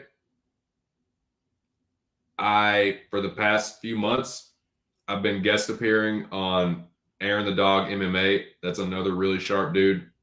I've been on there every Wednesday for the past few months. This past Wednesday, I was on there with Aaron and Jewish Better, another really sharp dude. And it was a great show. And then, yeah, I feel like for the past at least a month, I've been appearing fairly regularly on the MMA Locker Room Talk podcast as well, the pub podcast. With most of the time is Big Show, Mills, MMA Locker Room, and Billy Briz. And yeah, did that again this Thursday. That was a good time. This card is yeah, I'm just going light on it, but going light and like concentrating on just a few fighters that I feel good about. Because I feel like there's leans that I have, but it's like I'm not gonna. I don't feel good enough. There's still overall for me, this is a card where it's like I kind of just want to see what I got. I want to see what I got with Kinoshita. I want to see what I got with some of these guys like Armfield.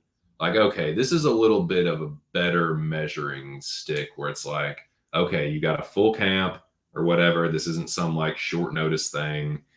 The Singapore thing makes it a little weird because it's like, I don't know how everyone's going to be affected by the jet lag.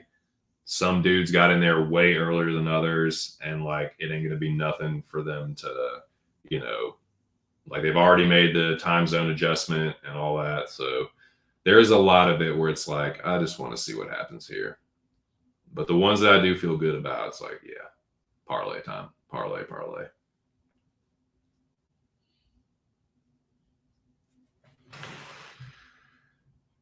You want to know why I did it? Because I'm a rotten piece of shit and I don't care about anybody. And I hate you all. Die in a ditch, everyone. No, I'm just kidding. Who do we think another Ginger KO'd is? I'd say like top 150, top 2,000 ever. He's a top, you know, 7 million fighter that ever lived. That toad. That fucking toad Volkanovski.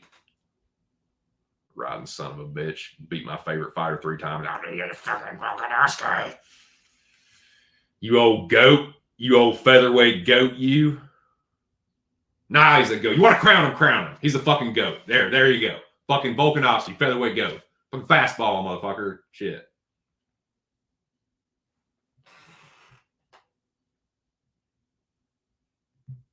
Cody McKenzie. What up, child? Oh, dude, child. I got this new... I got a new fucking song for you, buddy. It's the remix. It's the remix to my fucking... it's the remix to TKO. No, I'm just kidding. It's TKO.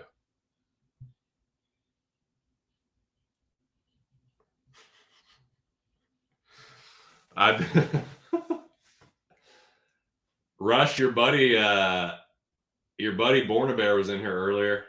I think he wants a rematch, man. He said you ran away from him at the train station. He said he was there waiting for you and you just took too long.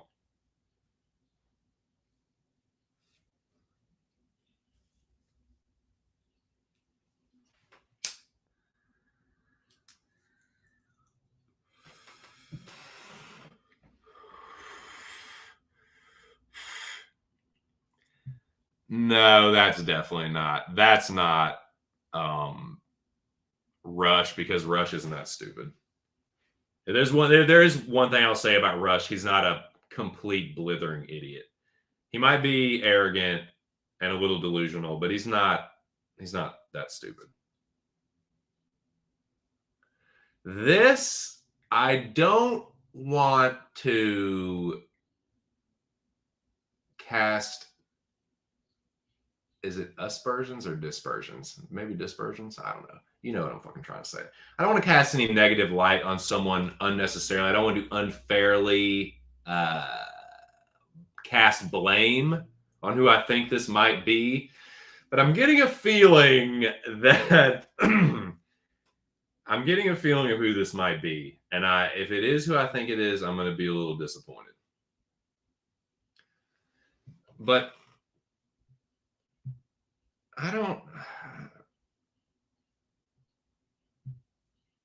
I will die peacefully if Ilya retires Volkanovski in the next match.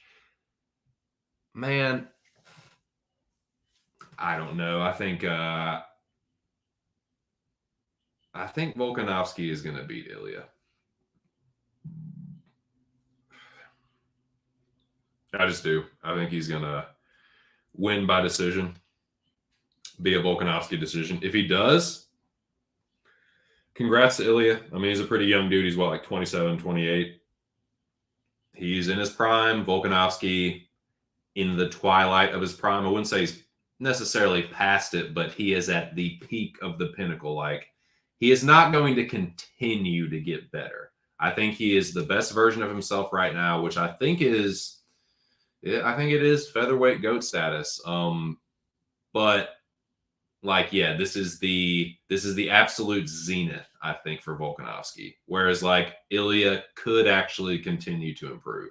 I think he did actually look improved. His boxing looked improved versus Emmett. I was actually kind of worried about that. Like, I picked Ilya to win, but I was like, man, if he stands there and just boxes with Emmett, but it's like, no, he's fine. Kept his non-punching hand glued to his fucking cheek. He slipped well. His vision was good. His pocket vision, his like counter punching, and yeah, I thought he had good multi-layered defense. It's like, it looks like the guy is, forming into a complete, product, and like, yeah, this is as good a time as any for Ilya Topuria. I hope it's not, man. I'm not going to say it definitely is, but I hope it's not. I hope it's not.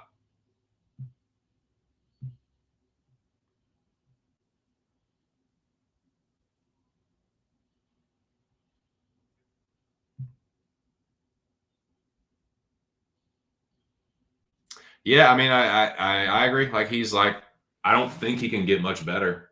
I think he is like the best featherweight right now at the again, like at his pinnacle. Like I don't think he's gonna get better, but like he's right now he's the best. But like I said, Ilya could be continuing to like slightly improve. And it looked like he did against Emmett. So I mean Volkanovski is a better boxer than Emmett, but I don't think he hits as hard. So I mean that was a good sign for Ilya. Ilya's someone that's kind of been like, yeah, I think he's the real deal, but I can drop by Herbert. Like, but then it's like, yeah, it's a head kick, and Herbert, like, I don't know, man. Like, he's a pretty good striker, but I don't know. I think people give like Ilya a little bit too hard of a time for that. He is a good fighter. Do I agree with all the shit he says? Is he like too cocky? Like, of course, but you know, that's a young fighter for you. You know, what are you gonna do?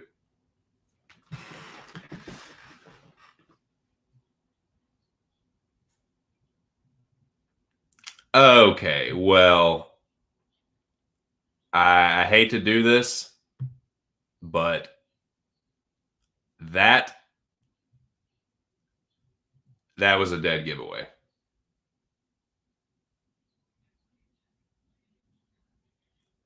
That he said that C word, that's the dead giveaway, man. You played yourself. I'm disappointed in you. I'm disappointed in you, Charles Smith. No, unfortunately, with that shit, with the content of what was discussed, no. I was not involved in anything. Just like the majority of the people, I heard about that and was like, holy shit.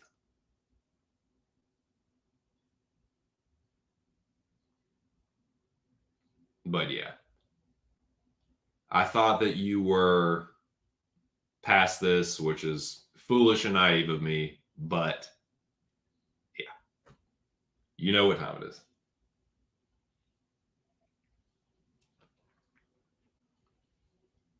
Yeah, it's a little too early for that, man. You just day drinking is not good. It's not good for your mind or your body or your soul. You will lose your soul drinking and doing hard drugs in the daytime. Not saying I've never done it, but that is the kind of shit that you will lose your soul in that shit.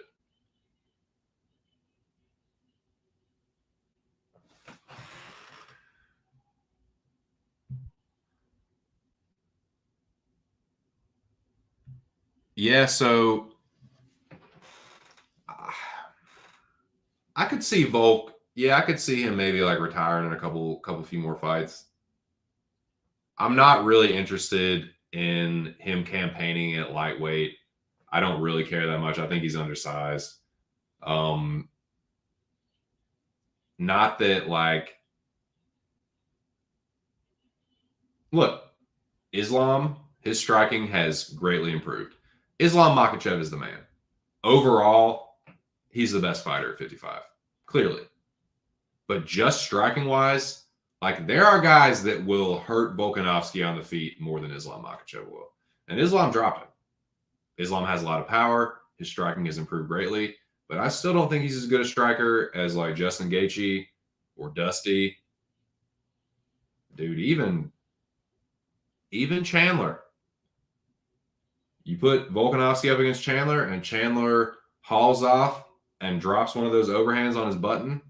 I don't know, dude. I don't know. I don't think Volkanovski is not invincible at 55 like he is at 145 to me.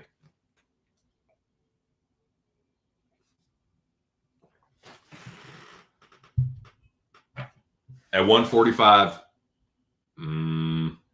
it will take someone like Ilia Topuria coming into their prime at the right time, catching Volkanovski at like the last leg of his, his championship reign. It will take circumstance. Time. It will take time and circumstance. At 45. At 55, no, I think there's a couple people that could give him a tough time.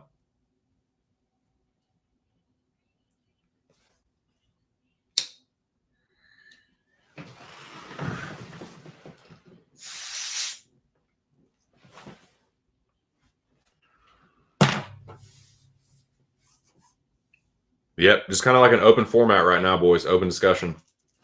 I'll go for another half hour.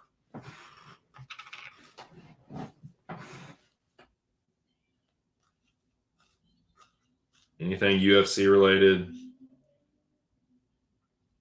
movies, whatever. There's not much to talk about music wise, but anything, man.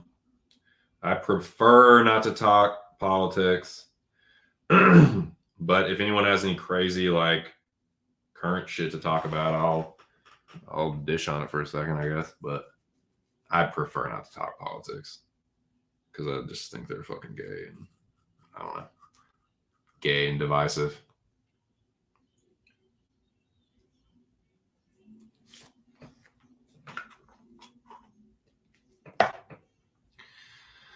Oh yeah, dude, Volkanovski.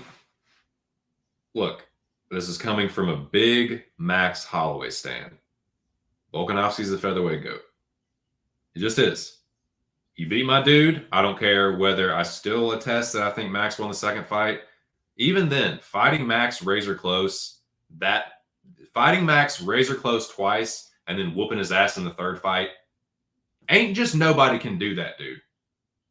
It takes a special fighter to whoop Max Holloway that many times. Can't nobody just do that. Like, Volk is him. He is him at featherweight for sure. He made me. He made me bend the knee, motherfucker. I didn't like it. I wasn't happy about it. But I can't, dude. I can't run my mouth over and over and over about Max and what he's going to do. And then Volk just fucking like, God damn, you fucking son of a bitch, Volk. All right, fine, you fucking featherweight goat fuck. Is that what you want to fucking, you know what I mean? It's just like, what can I do? What can I do?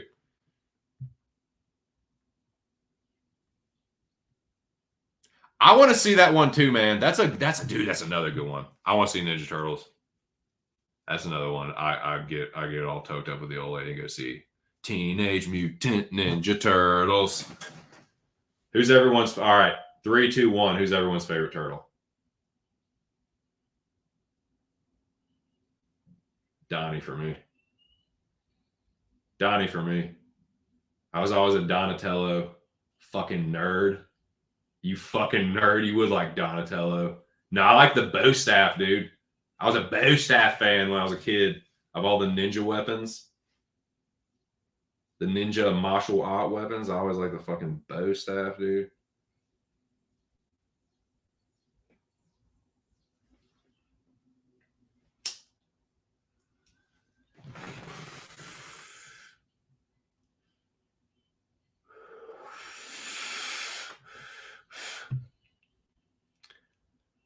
Max is not that good. He can't KO me. Volk is short too. I would beat him up too.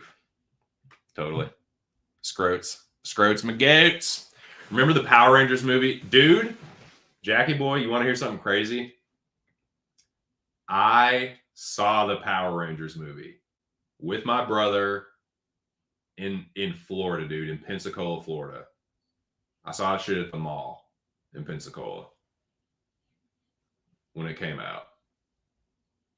That was the first one where I had seen something from TV be brought to that was like the first, like, was it though? No. It was the first TV show I had seen because I had seen Street Fighter. Street Fighter came out before that. And Street Fighter was like a video game into a movie. Same with Mortal Kombat. That was the first. I think Mortal Kombat was the first time. No, Street Fighter came out first. Street Fighter came out first. So it was Street Fighter. Street Fighter then Mortal Kombat. But like that was one of the first TV shows that I liked where it was like, oh, this is a movie. This is incredible. It's pretty shitty, but like I remember at the time being a kid being like, I was like 11 or 12. I was like, holy shit, dude, it's a movie. I remember the movie poster was sick. It was like their helmets in a row or whatever. Dude, I went to I went to the Richmond Comic Con in like, fuck, what year was it? It was like it was like early to mid 2010s. And Tommy, the Green Ranger, was there. Jason David Frank. RIP, man. RIP. But he was there and he was filming the whole thing. I remember he would walk around and film like fan reactions and stuff. He seemed like a pretty cool, like, pretty cool, nice guy. Whatever. But yeah, dude, I remember when that Power Rangers movie came out. Because everyone's like, oh, Tommy, he's the shit. I like Jason, though, the Red Ranger. But yeah, that was Power Rangers was like the last thing where it was like, okay, I'm almost too old for this. I'm kind of might be a little bit too old for this, but I still like it. Like, I'll still nerd out to this. I like Power Rangers got real big when I was in like 5th, 6th grade. Because I still remember being like, you like Power Rangers? I'm like, fuck yes, I like Power Rangers, dude. I'm 11. Are you fucking kidding me? Like, yeah. I like it a little bit. I'm 12. Like, yeah, I like Power Rangers. But yeah, I remember when that movie came out, dude. I was really fucking excited about it, and it was pretty whack. Oh yeah, yeah, for sure.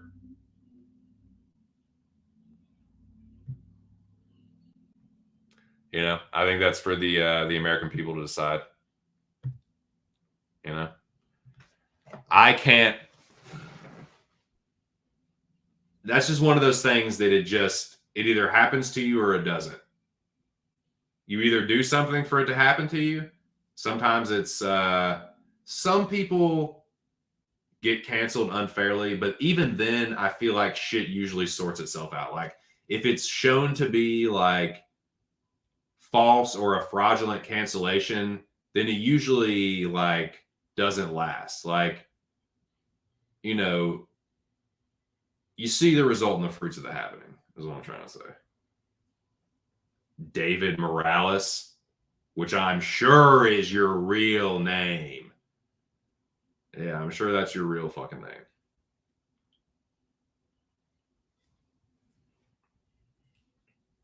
Yep. Nerds smoking weed and talking about Power Rangers.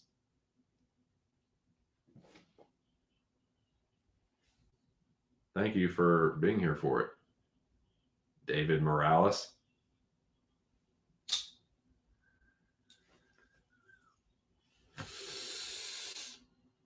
But yeah, Donatello was my favorite Ninja Turtle for sure.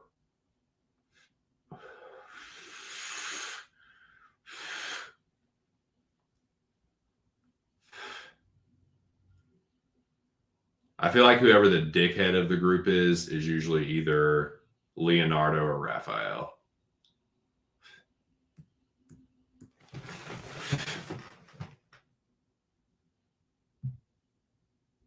Yeah, I think that's fair. That's a fair assessment.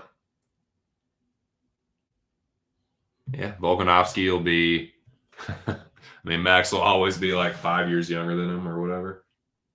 Maybe not that. No, I don't think he's that much younger.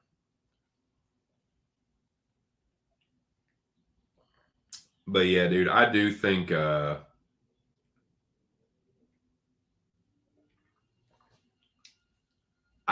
featherweight has kind of been, unfortunately, like Volk's dominance has made things a little bit stale, a little bit top heavy.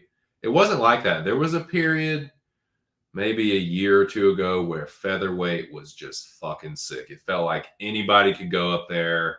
Like a couple years ago, Emmett, Ortega, Yair, just felt like any of those dudes could come up and do something. And now it's like, it's pretty fucking clear. It's just Volkanovski and Max Holloway and just everybody else. Ilya is the one guy where you could be like, okay, Ilya could eventually be the heir apparent. Like, he could be the heir to the throne. But It's going to take something like that. And because of the rest of the people, you're just going to get fucked up. You're just going to get fucked up. You ain't going to get to Volk because Max will beat your fucking ass before you get there. And if you do somehow manage to get to Volk, Volk will beat your ass. It's just, what's this? It's not enough. It's not enough. It's what it is.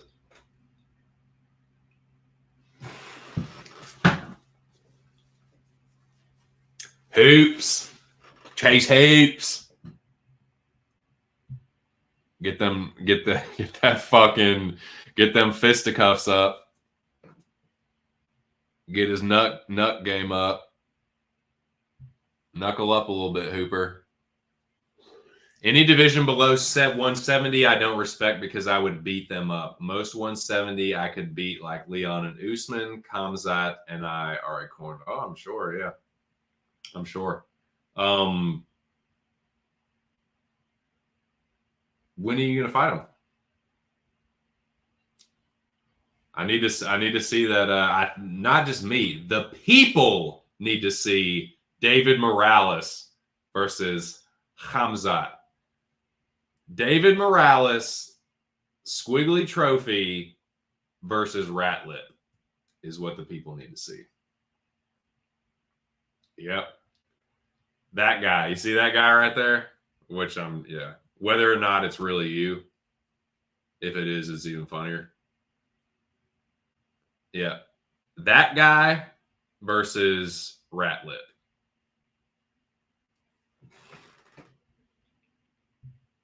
Duran win.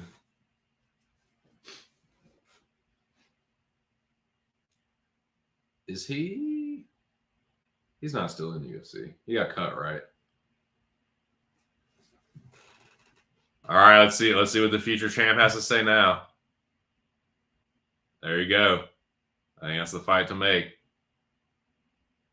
It's okay. It's a coin flip.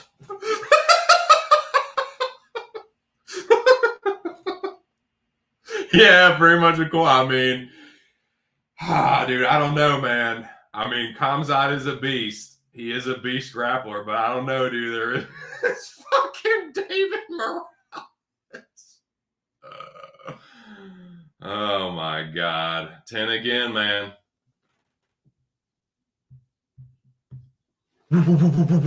Yeah! 10 again. Yep. David Morales wins by disqualification via. Don't you get fucking disqualified if you piss yourself or shit yourself in the octagon? Yeah!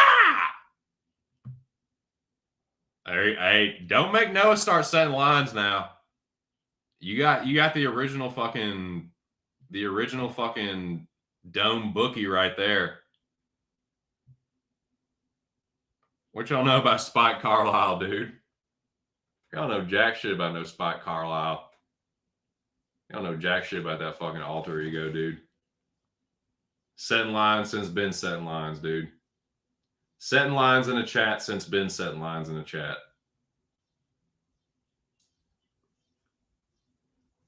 What do you think, Noah? I mean, we're already here, dude. We already teased it out. Don't deny the people. That's what I thought. Right on cue, like fucking clockwork. David, what do you say to that, sir? You've been made just about a prohibitive favorite by a pretty well-respected bookie around this little community.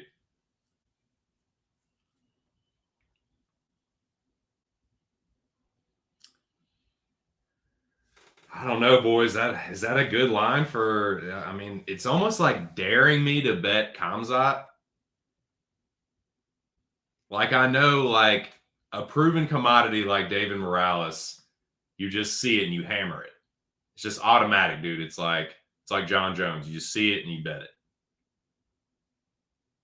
I don't know, dude. That seems like pretty good value on Khamzat. And what's really a coin flip? Like, I think if they fight 10 times, they probably split it. So we're really talking about, like, the what do they call it? The implied value or whatever. What do you think? He's familiar with your game. He's familiar with your credentials. All right, let's hear the amateur and pro record. Let's hear the Kumite record. How many Kumites have you won? Like you got 7 people listening to you, dude. You can't let the people down now. This isn't just like me and you talking shit. You got 7 whole people. 7 men. Grown-ass men sitting around here talking about fights. Talking about you versus Kamzat. What do you have to say to the people?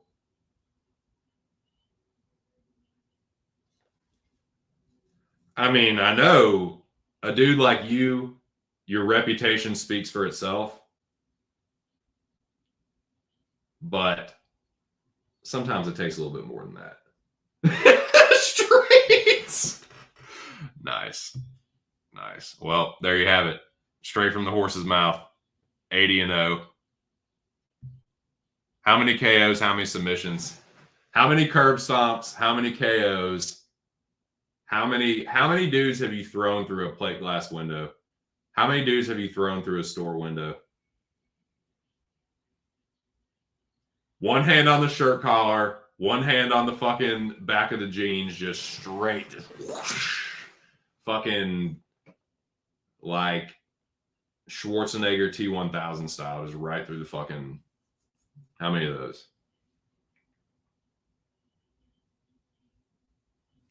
How many times have you ripped a fucking parking meter out and beaten someone to death with it? How many bodies, David Morales? How many bodies have you left in the street? How many people had to be spared? All KO. Agree. There you go.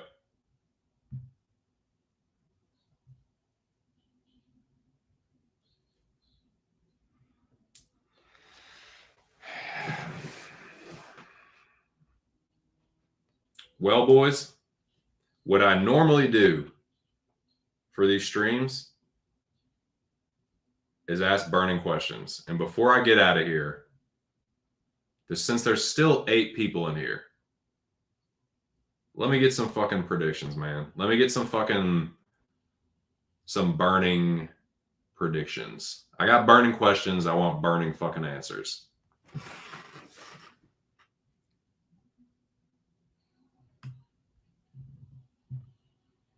First things fucking last. We'll go in reverse order. Who's stealing the goddamn show?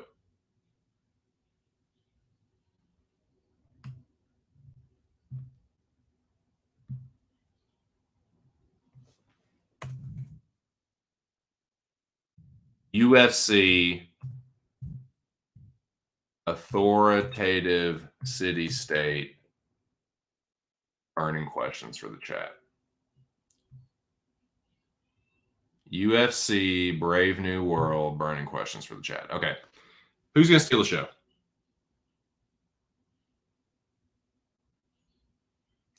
Let's say, I'll ask a different question for this. Let's say Aaron Blanchfield and Max Holloway both get devastating finishes. Which one of those really steals the show?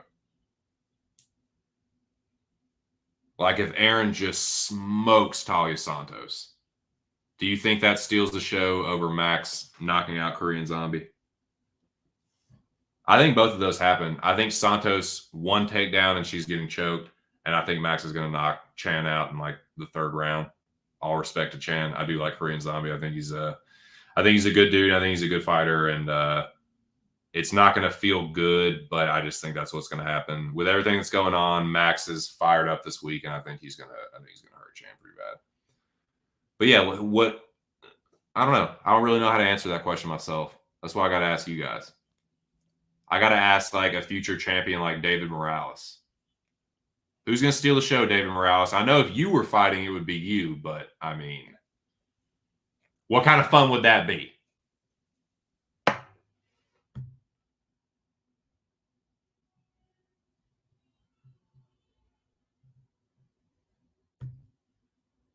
Roadhouse.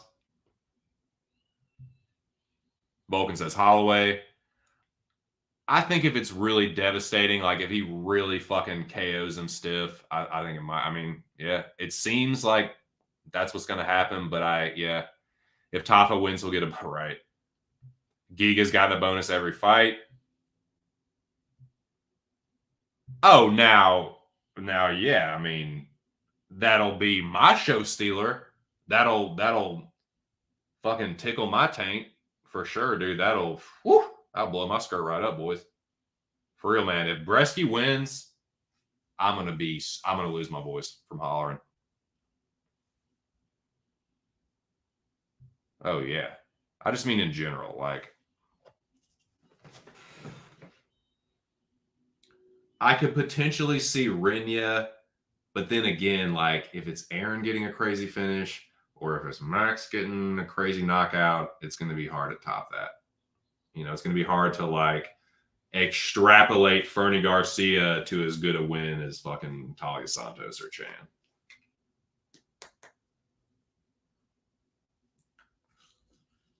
But yeah, man, I like respect to Chan for taking this fight. I definitely have a lot of respect for Korean Zombie. I think he's a badass fighter. I love his fighting style. I think it's just kind of it's starting to take a toll on him. And yeah, but shout out to him, man. I know it's as long as it lasts. I know it sounds like I'm being disparaging, but like, nah, man, I got a lot of respect for Chan Sung Jung. I think he's a badass. I really do. It's just like, fuck, man, that's Max. Lord have mercy. Because I don't think Max Holloway is going to. Well, no shit, David Morales. You don't fucking say. The only one on the card that could finish you? Yeah. Ha ha ha ha ha ha ha ha. And he's got jokes too.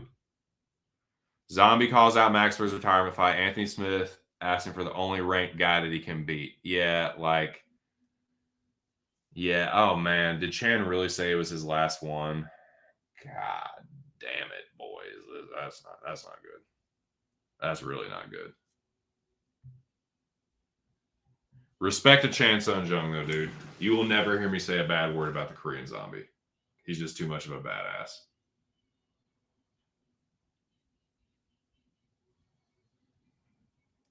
So, that's that question. Now, I mean, some people have already answered this one, but who gonna bust them parlays, boys? Who is going to just flip that fucking apple cart right over, dude? Who's gonna disrupt? Well, I guess it wouldn't really be the I mean, the bookies will be happy to bust a crazy parlay. Excuse me. I mean, y'all know who mine's is. Y'all know who mine is. That's old Luke Breezy. That's right. Lucas Bresky. Lucas Berzareski. Brzezinski. That feller. The Polish feller. I think he's gonna haul off and just BMF. Where's Waldo? I hate to bother you, but hold on.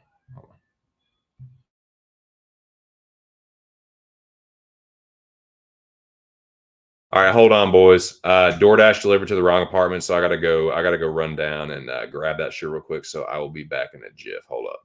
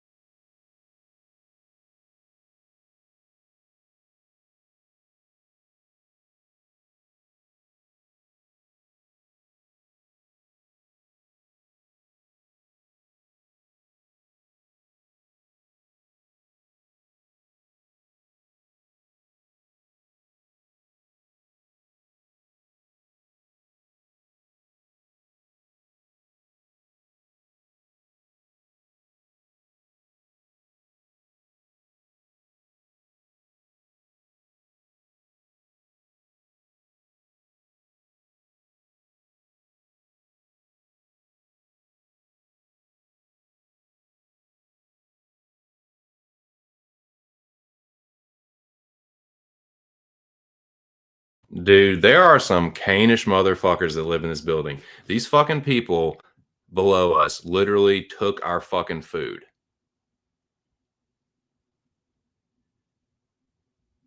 And it's some fucking blind bitch and her kids and like their kids. It's like this big.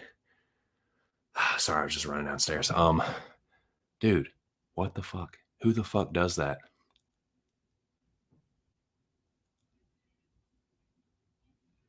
I'm just stunned right now. Like, you didn't order food, but you just take the shit anyway. I mean, DoorDash ain't gonna do shit about it. Yeah, I'm trying not to get mad, trying not to get upset because it's so petty and stupid, but like, that's fucking gay. Who does that shit? Who takes somebody else's food when they fucking know it ain't theirs? Corny.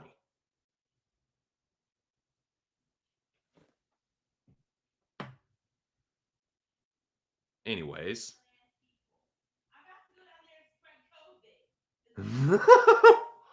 Hey, you want some? Yeah, dude, that'd be a good idea. Go down and give that bitch COVID. Give all of them COVID. Ignorant ass people. Hey, bitch, I'll give you and all your little bastard ass grandkids COVID. You want that? What up, boy? I'll turn that frown upside down. Dude, what's up with you, brother? How the hell are you, man? What you doing? Keeping them streets safe? Shout out to my dude, Bro Picks, dude. You want to talk about a fucking woo? You want to talk about someone on a fucking heater, dude? All right, that's it. You're fucking done. Hey man, speaking of sharp people, speaking of dudes that have been killing this fucking game that we've been talking about, right there, UFC Bro Picks, a man that needs no fucking introduction. If you're on MMA Twitter and you're a fucking UFC MMA gambler, this motherfucker needs no introduction. The results have been speaking for themselves. I say that. Oh, Joe Rogan. Oh, zero cheddar. What a great. Lady TC is not happy. Lady TC about to go to war with this blind bitch downstairs that stole our fucking food. Yeah, no shit. Yep. Nice, dude. Same old shit, man. I was actually about to get out of here pretty soon. I'm glad I caught you, though. Just chilling, man. I'm keeping it light this week. How about Sugar Sean, though, dude? He was the only bet that I hit. Like, Sean kept me from losing everything. He got me most of my money back, actually. But I'm going light this week, dude. Old Scorpion Picks. Yo, bud, you. Tell you what, real quick, since you're in here, while I got you here, this is, I'll save you any having to go back and watch this. This is all I got this week, dude. This is the first bet I made. I don't see any of them losing. Bresky's my dog. The John Lee Parlay Bebe is a nice hedge spot for my Tafa and Giga picks. But fucking dude, you might have to go lay down the law at BetMGM, but nah, they keep giving me this fucking free bets. And this is just seems like it's gonna hit to me. But that's all I got this week, dude. I'm keeping it pretty light. But yeah, man. Check out UFC Bro Picks, dude. The man puts out content every fucking week. Let's go, baby. That shit pissed me off too, man. That shit really fucking pissed me off. Yep. Big time, dude. But yeah, man. Check out Bro Picks. Great channel. Great content. Been fucking killing it lately. Yeah. Old Scorpion picks, dude. Nice. Goff and Leroy. Hey, dude. That's a good sign for Leroy betters. IJSN. I'm just fucking saying, man. Dude. Scorpion picks is on Leroy. Woo! It was about everything motherfucker touch turn a goal recently. John the Don God. Caldone. Yep. Hey, I'm just saying. If we're keeping it real, dude, the way things have been recently, it's not the worst sign. That is not the worst omen for Bruce Leroy backers for sure.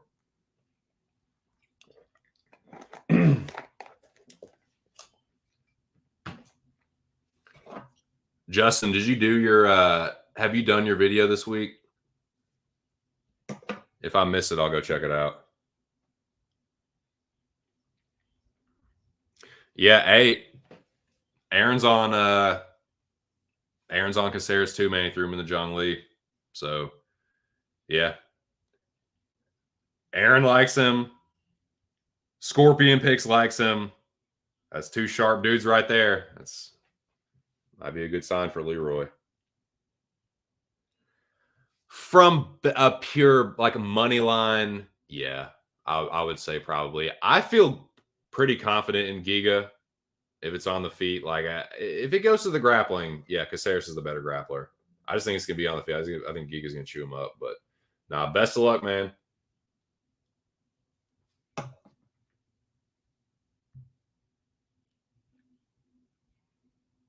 Yeah, it was kind of a weird look from him at the face-offs a little bit. Doing the 3 today, right on. So that's what that's 7 here. I'll slide through for sure.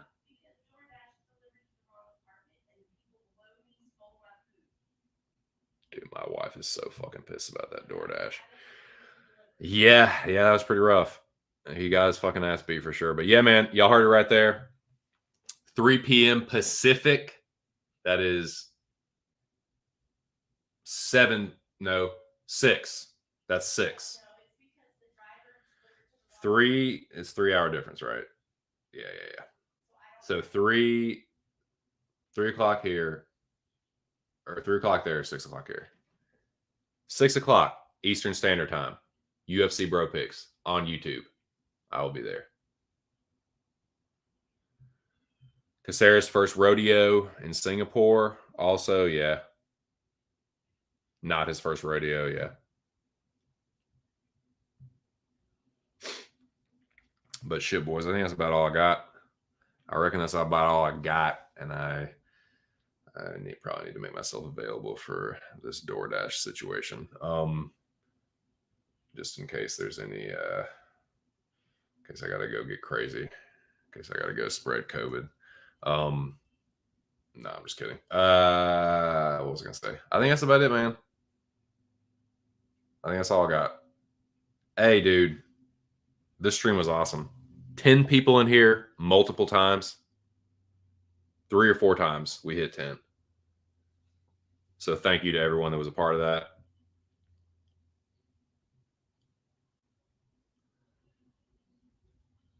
Santos. Yeah, Tyler, for sure. Aaron ain't worried about that shit. Vegans on the rise. But yeah, I think this is I think this is a pretty good spot to end it. Over 3 hours. Damn good one. But yeah, I need to go figure out what the fuck is going on with this food and see if I can calm the missus down. And yeah, I think this is the spot. This is the time.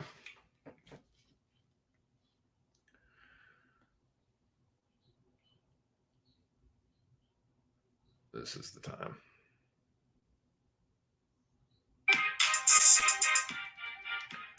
Well, boys,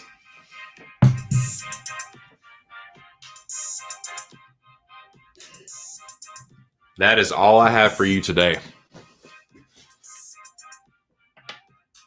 Big shout out to the 10 people that were in here. No matter when you came into the stream, thank you for the support. Even if you were trolling, you helped the viewership, the live viewer numbers. So thank you for that. Shout out to everyone that came through. Put this down for real quick. And also this here. Sorry, I'm blowing this outro here. Oh well. All right, man. Yeah. Like I said, check these channels out and subscribe to them if you have not already. Aaron the Dog MMA, Pub Sports Radio, UFC Bro Picks, Addicted to Combat. I would say Jack Attack MMA, but Jack doesn't like doing YouTube stuff anymore. But I do appreciate Jack being here in the chat.